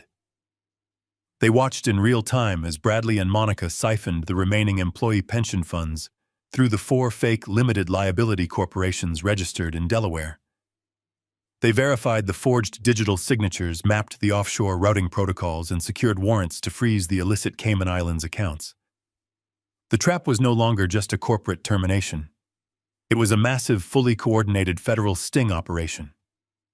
Special Agent Harrison personally assured Victor that heavily armed teams would be strategically positioned in the unmarked vans surrounding the Caldwell Logistics Building by dawn. The evidence of the $4.5 million embezzlement was completely irrefutable, and the federal government was more than ready to collect their prize. The sun finally rose on Friday morning, washing the city in a cold, brilliant, unforgiving light. I stood in the center of my master bedroom, listening to the absolute silence of the house. The time for playing the grieving, broken old man was officially over. The performance had served its purpose, lulling my enemies into a false, intoxicating sense of total security. I walked over to my spacious walk-in closet and bypassed the dark conservative morning suits I had been wearing for the past week. Instead, I pulled out a perfectly tailored charcoal gray bespoke suit with razor-sharp lapels. It was the armor of a corporate titan, the garment I wore when I intended to completely dismantle my most formidable business rivals. I dressed with slow, deliberate precision. I buttoned the crisp white shirt, secured the heavy platinum cufflinks, and tied a deep crimson silk tie in a perfect Windsor knot. I looked at myself in the full-length mirror. The stooped, trembling widower was completely gone. Staring back at me was the founder of Caldwell Logistics, a man who had survived economic collapses, ruthless competitors, and the profound tragedy of losing his beloved wife. I walked over to the sturdy wooden nightstand where Diane had left her favorite pearl necklace. I touched the cool pearls, gently drawing strength from her enduring memory. My focus remained absolute, my purpose entirely unshakable. I was not just protecting my vast fortune. I was defending the sacred honor of the woman who had sacrificed everything to build this magnificent empire alongside me. I turned away from this quiet bedroom and walked purposefully down the grand staircase, my footsteps echoing with a commanding rhythmic authority against the polished hardwood floors. I stepped into my dimly lit study, the room where Monica and Derek had foolishly believed they had finally broken me just a few short nights ago. The atmosphere in the room felt entirely different now. The heavy shadows that had previously masked my carefully rehearsed weakness now seemed to embrace my impending vengeance. I reached into the hidden compartment of my heavy oak desk and retrieved the thick, tamper-proof envelope containing the genetic laboratory report. The crisp, white document held the absolute scientific truth of Chase and his parentage, the ultimate weapon that would permanently sever their unearned claim to my empire. I folded the document carefully and slipped it smoothly into the inner breast pocket of my suit jacket, resting it right against my chest. I strapped my heavy silver watch onto my wrist, checking the time. It was exactly 7 in the morning. The board meeting was scheduled to commence in exactly 2 hours. The federal agents were currently locking into position. The legal documents of immediate termination were thoroughly finalized and securely waiting with Victor inside his briefcase.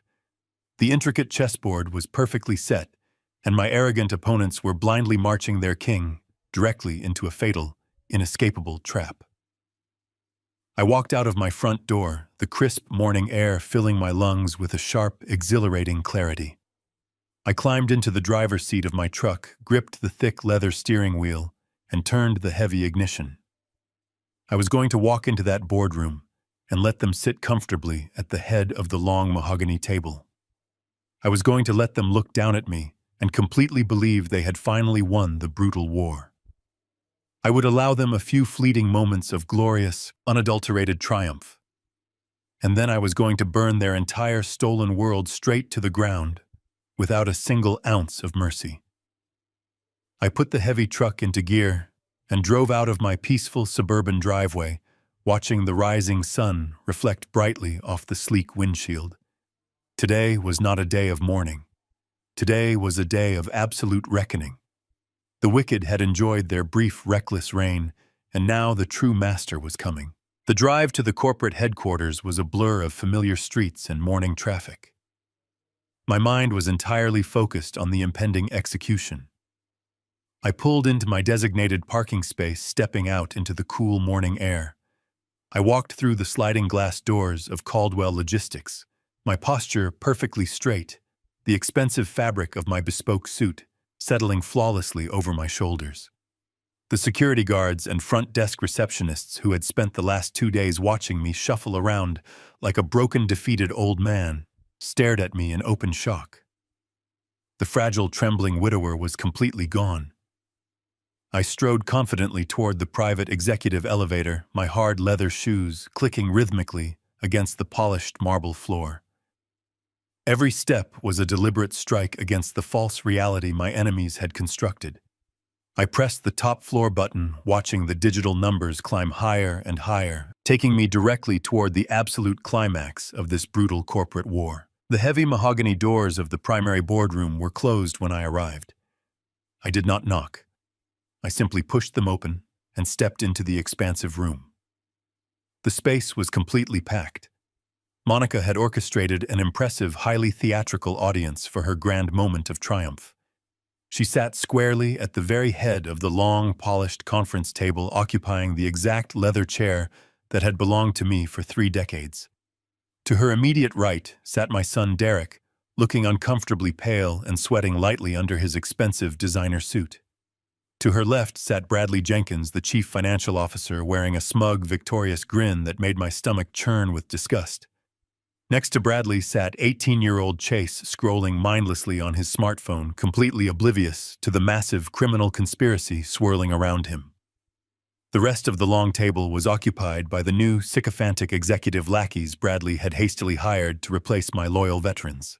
They looked at me with a mixture of pity and arrogant dismissal, fully believing they were about to witness the pathetic final surrender of a dying king. I walked slowly toward the only empty chair remaining at the far opposite end of the massive table. I did not break eye contact with Monica. I took my seat, resting my hands flat against the cool, polished wood. The room fell completely silent. The only sound was the faint rhythmic ticking of the antique grandfather clock standing in the corner.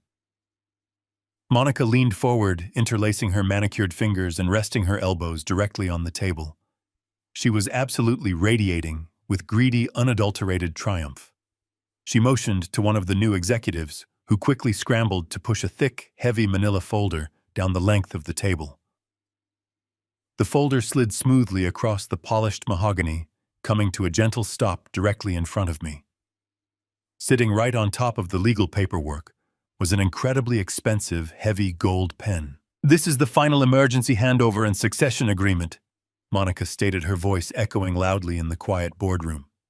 Her tone was sharp, commanding, and entirely devoid of the fake, sugary sympathy she had utilized in my study just a few nights ago.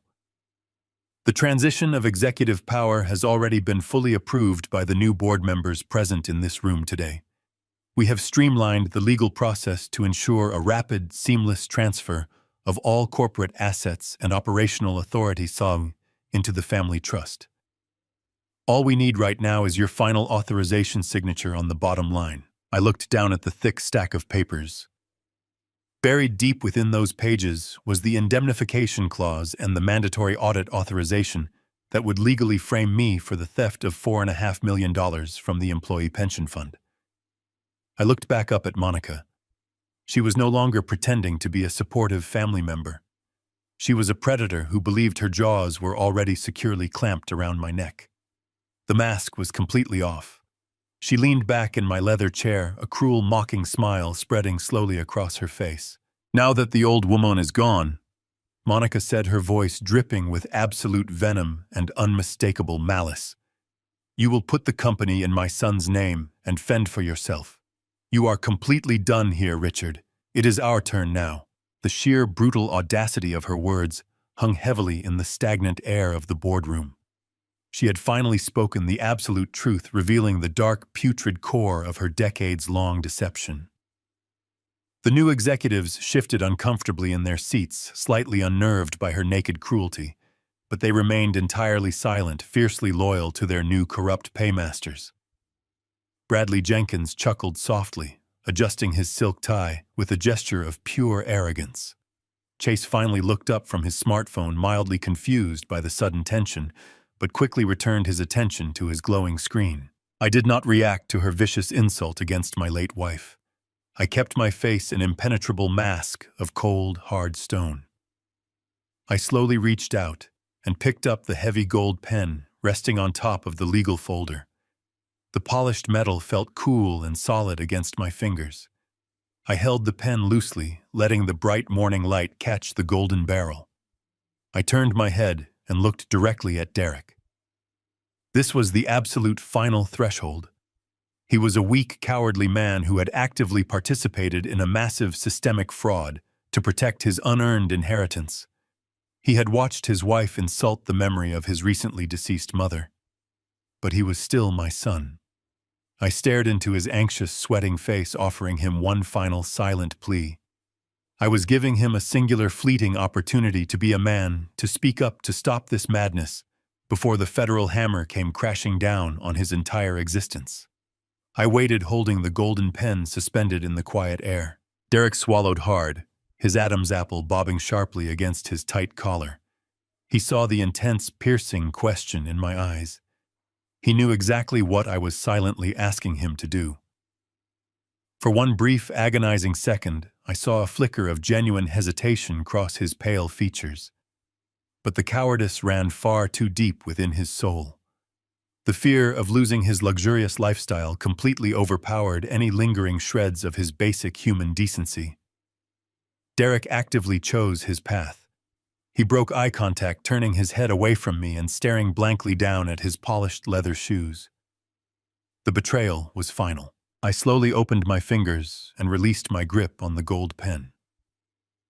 The metal cylinder dropped onto the mahogany table with a sharp clatter that echoed loudly through the silent boardroom. I leaned back comfortably in my chair, folding my hands together in my lap. I looked directly into Monica's expectant, arrogant eyes. "No," I said smoothly. Before she could even begin to process my absolute refusal, the heavy double doors of the boardroom violently swung wide open. Victor Lang strode inside, flanked by two stern-faced federal agents in dark windbreakers. The room's temperature instantly plummeted to an absolute freezing cold. Victor Lang did not pause to offer pleasantries. He did not introduce the two towering federal agents who stepped seamlessly into the room behind him, their dark windbreakers creating a stark contrast against the plush corporate surroundings. He moved with the precise, deeply calculated strides of a seasoned executioner, walking purposefully to the chopping block. The arrogant, triumphant smiles that had just been plastered across the confident faces of the newly appointed executive board members instantly vanished, replaced by a thick, suffocating wave of collective confusion. Victor ignored the row of empty chairs. He marched directly toward the head of the long, polished mahogany table, stopping just a few feet away from where Monica sat, frozen in my luxurious leather chair. He unclasped his sleek black leather briefcase, the sharp metallic snap slicing violently through the absolute heavy silence of the shocked room. He reached inside and slowly pulled out the thick, tamper-proof envelope containing the verified genetic laboratory report. With a smooth, practiced flick of his steady wrist, he tossed the crucial document onto the exact center of the polished wood. It slid smoothly across the reflective surface, coming to a sudden halt, directly between Monica and Derek. The crisp white paper looked innocuous, but I knew the massive truth it contained was about to brutally detonate their entire stolen reality. Victor buttoned his tailored suit jacket, his expression an impenetrable mask of pure, unyielding legal authority. Before anyone in the stunned room could gather their breath to ask a question, Victor spoke. His voice was a booming, resonant baritone that instantly commanded absolute attention and left absolutely no room for any cowardly interruption. "I am legally representing Richard Caldwell in all matters concerning the execution of the Diane Caldwell Trust and the corporate succession of Caldwell Logistics," he announced loudly, staring coldly and directly down at Monica. "The sealed document I have just placed before you is a completely legal binding and independently verified genetic analysis. It was highly expedited and officially certified by a premier independent medical laboratory less than 48 hours ago." Victor did not wait for their trembling hands to reach out and open it. He recited the devastating scientific conclusion completely from memory, his enunciation perfectly clear and deliberately punishing. "The biological samples analyzed yield a probability of paternity of exactly 0%. The subject currently known as Chase is definitively and permanently excluded as the biological offspring of Derek Caldwell. The heavy words hit the stagnant air of the grand boardroom like a massive physical shockwave. A profound, horrified gasp echoed loudly from the far side of the massive table. I looked past Bradley and saw 18-year-old Chase sitting completely rigid and paralyzed in his leather chair. He had finally dropped his precious smartphone onto the table. The healthy color drained entirely from his young face in an instant, leaving his skin a sickly, translucent, pale white. He slowly turned his head, looking directly at his mother, with wide, utterly terrified eyes, silently begging her to refute the impossible claim. Monica did not even look back at her heartbroken son. Her arrogant, beautifully constructed smirk had violently shattered into a hideous mask of pure, absolute, and undeniable panic. The confident, ruthless predator, who had just seconds ago ordered me to fend for myself, was instantly replaced by a cornered, pathetic, and desperate animal. Her mouth opened and closed silently, her perfectly manicured hands trembling violently as they hovered uselessly over the stark white envelope. She knew she was entirely caught, but her deceitful mind was still frantically trying to calculate a miraculous way out of the inescapable, perfectly designed trap. Sitting right beside her, Bradley Jenkins suddenly felt the crushing, suffocating weight of his new reality. The smug, profoundly victorious grin was completely wiped from his sweating face.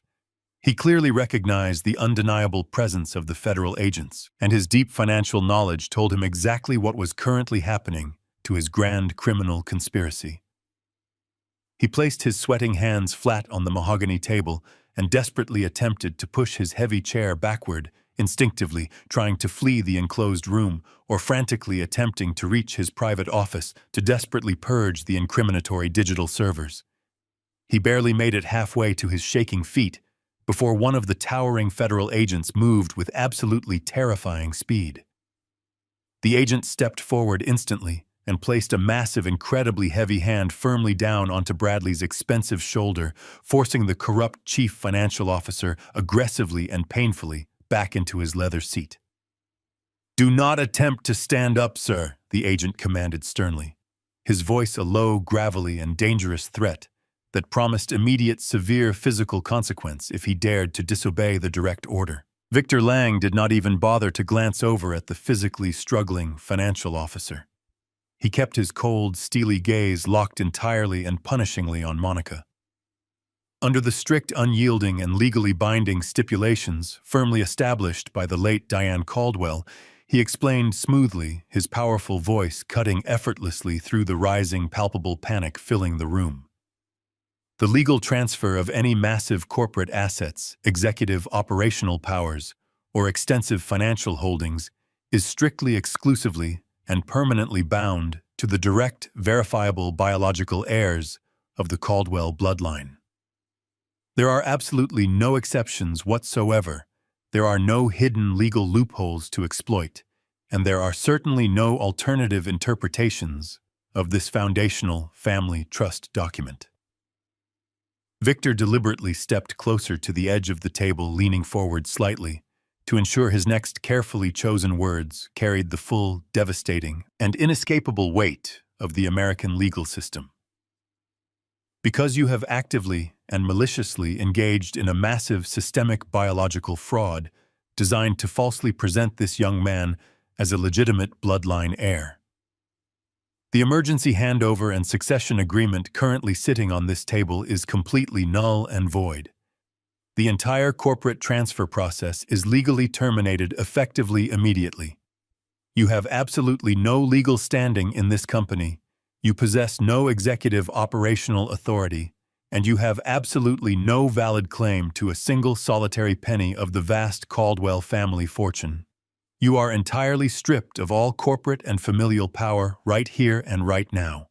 The brilliant legal checkmate executed by Victor was absolute, completely flawless, and utterly wonderfully unforgiving. The heavy, oppressive silence following Victor's declaration was absolutely suffocating.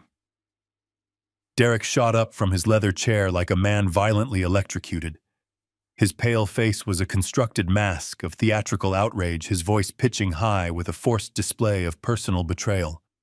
He pointed a shaking finger at his terrified wife, his eyes wide with performed disbelief.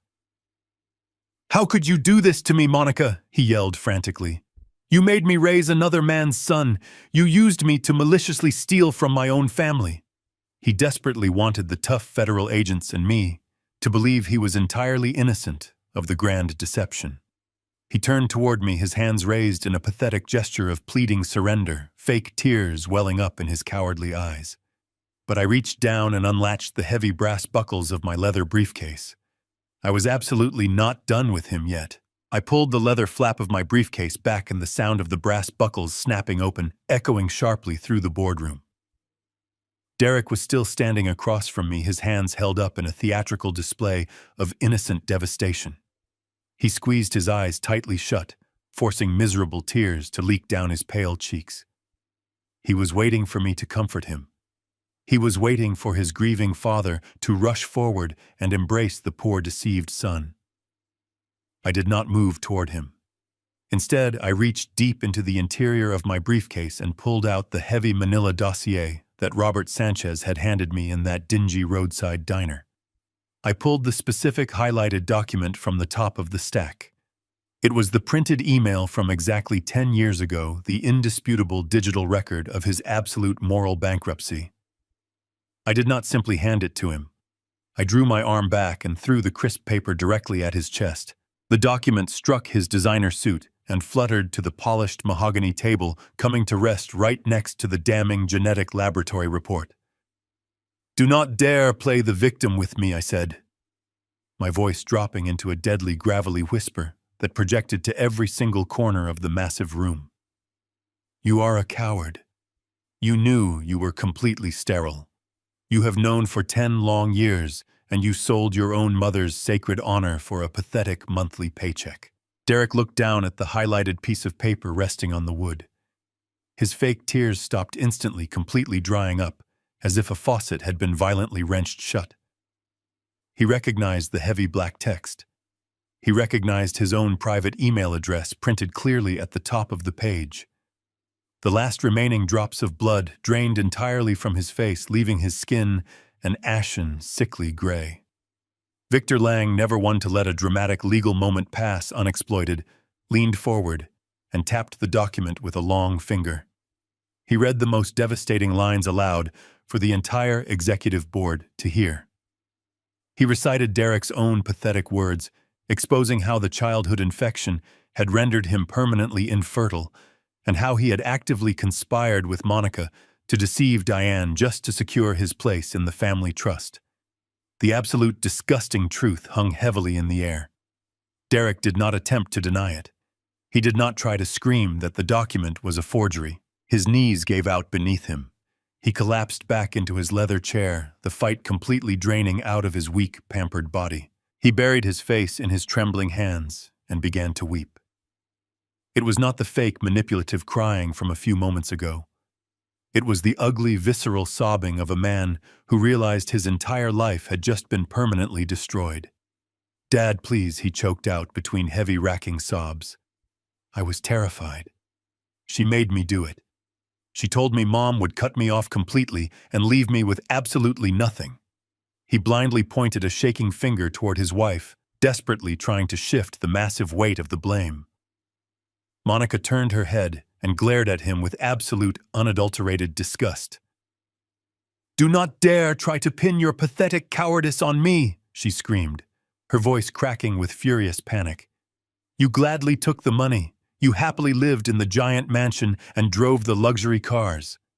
You are a weak, miserable excuse for a man who could not even give me a child."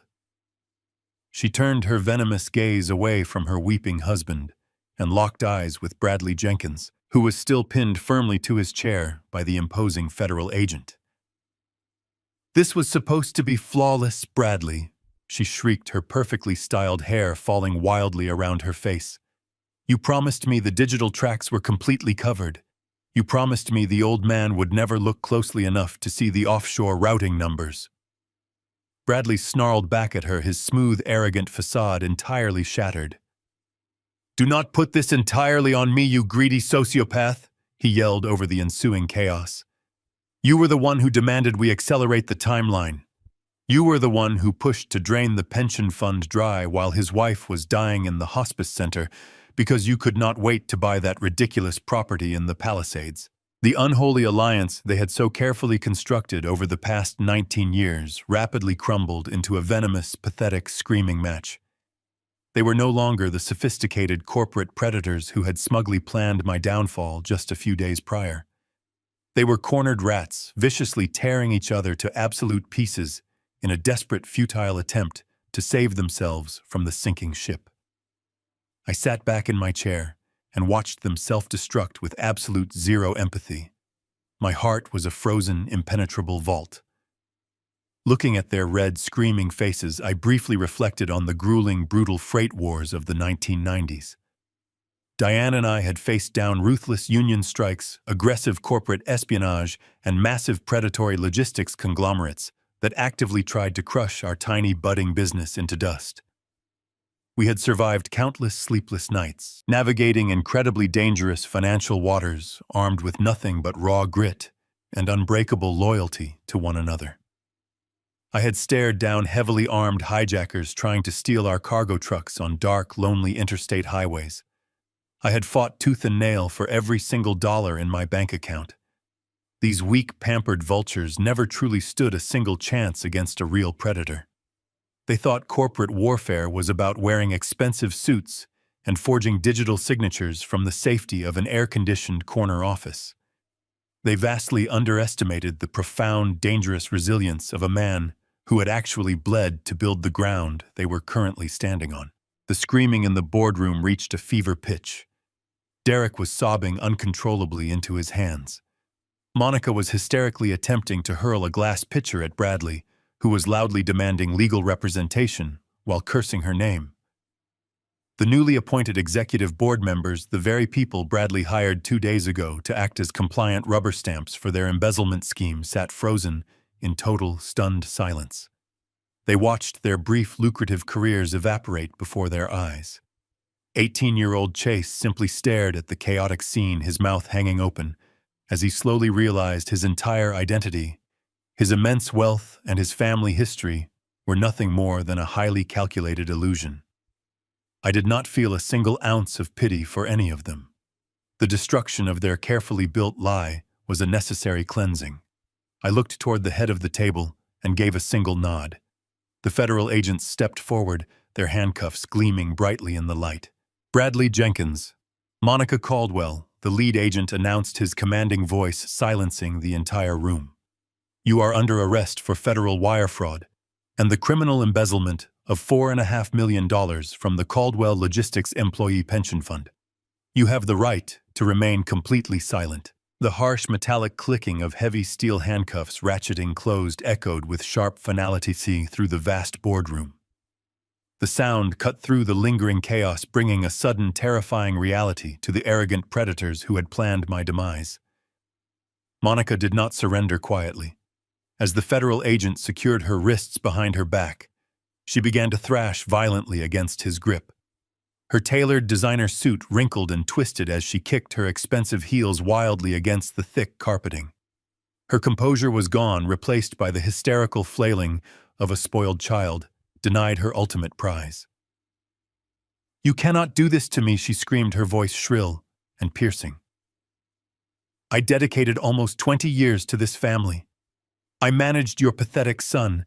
I gave you the illusion of a perfect legacy.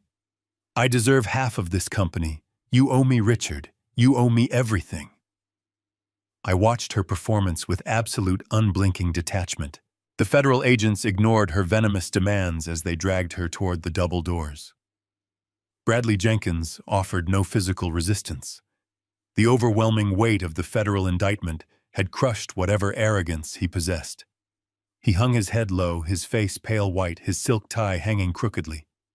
He walked out in humiliating silence, a defeated man who understood his fraud had just cost him his life. The mahogany doors swung shut, cutting off Monica's fading screams. The sudden absence of their aggressive voices left a suffocating stillness. The newly appointed executive board members quietly gathered their briefcases and scrambled out the side doors. I did not bother to stop them. They were merely symptoms, and I was focused on excising the root. I slowly turned my gaze back toward the head of the long table. Derek remained slumped in his chair, his hands covering his face, his shoulders shaking with quiet, pathetic sobs. He had watched his wife being dragged away and had done nothing to defend her or himself. I reached into my briefcase one final time. I pulled out a single sheet of legal paper embossed with the official seal of Victor Lang's law firm. I walked down the length of the polished table, the rhythmic clicking of my shoes echoing loudly in the empty space. I stopped directly beside Derek's chair. I did not place a comforting hand on his shoulder. I dropped the piece of paper onto his lap. Derek lowered his hands, looking down at the document through tear-filled eyes. He read the bold header, his breath catching painfully. It was a legally binding eviction notice. You have exactly 24 hours to clear your belongings out of the house I bought for you. I stated, my voice devoid of any paternal warmth. You will leave the keys on the counter, and you will never set foot on that property again. Furthermore, your employment at Caldwell Logistics is permanently terminated. You are stripped of your corporate title, your salary, and all associated benefits. Derek looked up, his eyes wide with desperate terror. Dad, please, he whimpered, clasping his trembling hands together. Where am I supposed to go? How am I supposed to survive? I have nothing left. You made your choice 10 years ago when you decided to sell your mother's honor to protect a fraudulent inheritance. I replied, my tone as unforgiving as solid granite. You willingly participated in a deception because you were too weak to build a life of your own. Victor has executed the legal amendments to the trust. You are completely and permanently disinherited. You will not receive a single penny from my estate. You are fired. You are evicted. And as far as I am concerned, you are nothing to me. Do not ever attempt to contact me again. Derek buried his face into his hands, weeping openly, broken by the severity of his punishment. I stepped away from him, feeling no desire to witness the remnants of a man who squandered every advantage he had ever been given. I turned my attention to the far side of the table. 18-year-old Chase was still sitting there, frozen in shock. He looked incredibly young, vulnerable, and entirely lost. His vast inheritance and family history had just been brutally ripped away from him. He looked up at me, his eyes filled with a heartbreaking mixture of fear and confusion. He was a product of deception, but he was also an unwitting victim of their monumental sins.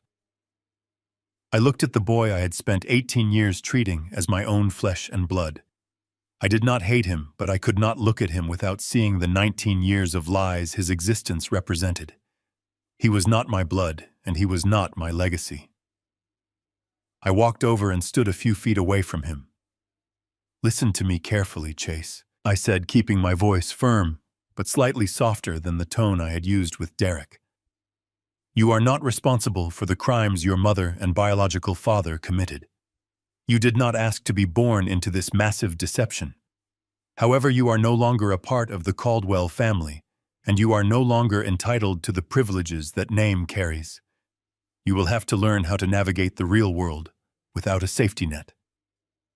The boy nodded slowly, swallowing hard, overwhelmed by the harsh reality crashing down upon him. I will not leave you entirely destitute on the streets today. I continued, maintaining a respectful boundary. I will fully cover your college tuition and your basic living expenses for exactly 1 year. That will give you 12 months to find a part-time job, secure student loans, and figure out your own path forward. Use that time wisely to find your footing, because after those 12 months expire, you are completely on your own. Do you understand? Chase nodded again, a single tear slipping down his pale cheek. I understand, sir, he whispered quietly. Thank you. I watched Chase stand up, his movements stiff and uncertain. He slowly gathered his backpack and walked silently out of the boardroom, leaving behind the immense wealth he had always believed was his birthright. Derek followed shortly after, staggering blindly toward the exit without offering a single word of protest. A broken man walking out into a harsh world he was unprepared to face. The mahogany doors swung completely shut, sealing the massive room in profound silence. I stood alone near the head of the polished table. The overwhelming chaos of the morning had completely evaporated, leaving behind a sharp, ringing stillness. I looked around the expansive boardroom, the nerve center of the empire I had built with my bare hands. Victor Lang stepped quietly out of the shadows, his sleek black leather briefcase securely clasped at his side. He approached me with slow, respectful steps. "It is done, Richard," Victor said quietly, his voice a steady, grounding presence in the quiet room. "The malignant cancer has been surgically cut out of your company." I took a deep breath, feeling the suffocating weight of the past 19 years finally lift from my shoulders. "Yes, Victor, the cancer is finally gone," I replied, my voice steady and resolute, as I prepared to face the future. "But the empire still needs to be rebuilt." 6 months passed since the storm tore through the polished halls of Caldwell Logistics. The relentless wheels of federal justice moved with an agonizingly slow but ultimately devastating certainty. I sat quietly in the heavy oak pews of the federal courthouse, watching the final chapter of Monica and Bradley's monumental arrogance come to a decisive and permanent end. The presiding judge, a stern man with zero tolerance for corporate predators, delivered a blistering reprimand that echoed loudly through the silent courtroom.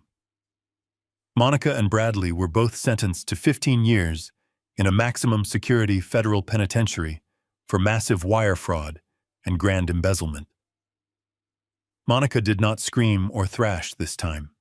She stood completely frozen, her once flawless designer wardrobe replaced by the stark, humiliating reality of a standard prison uniform.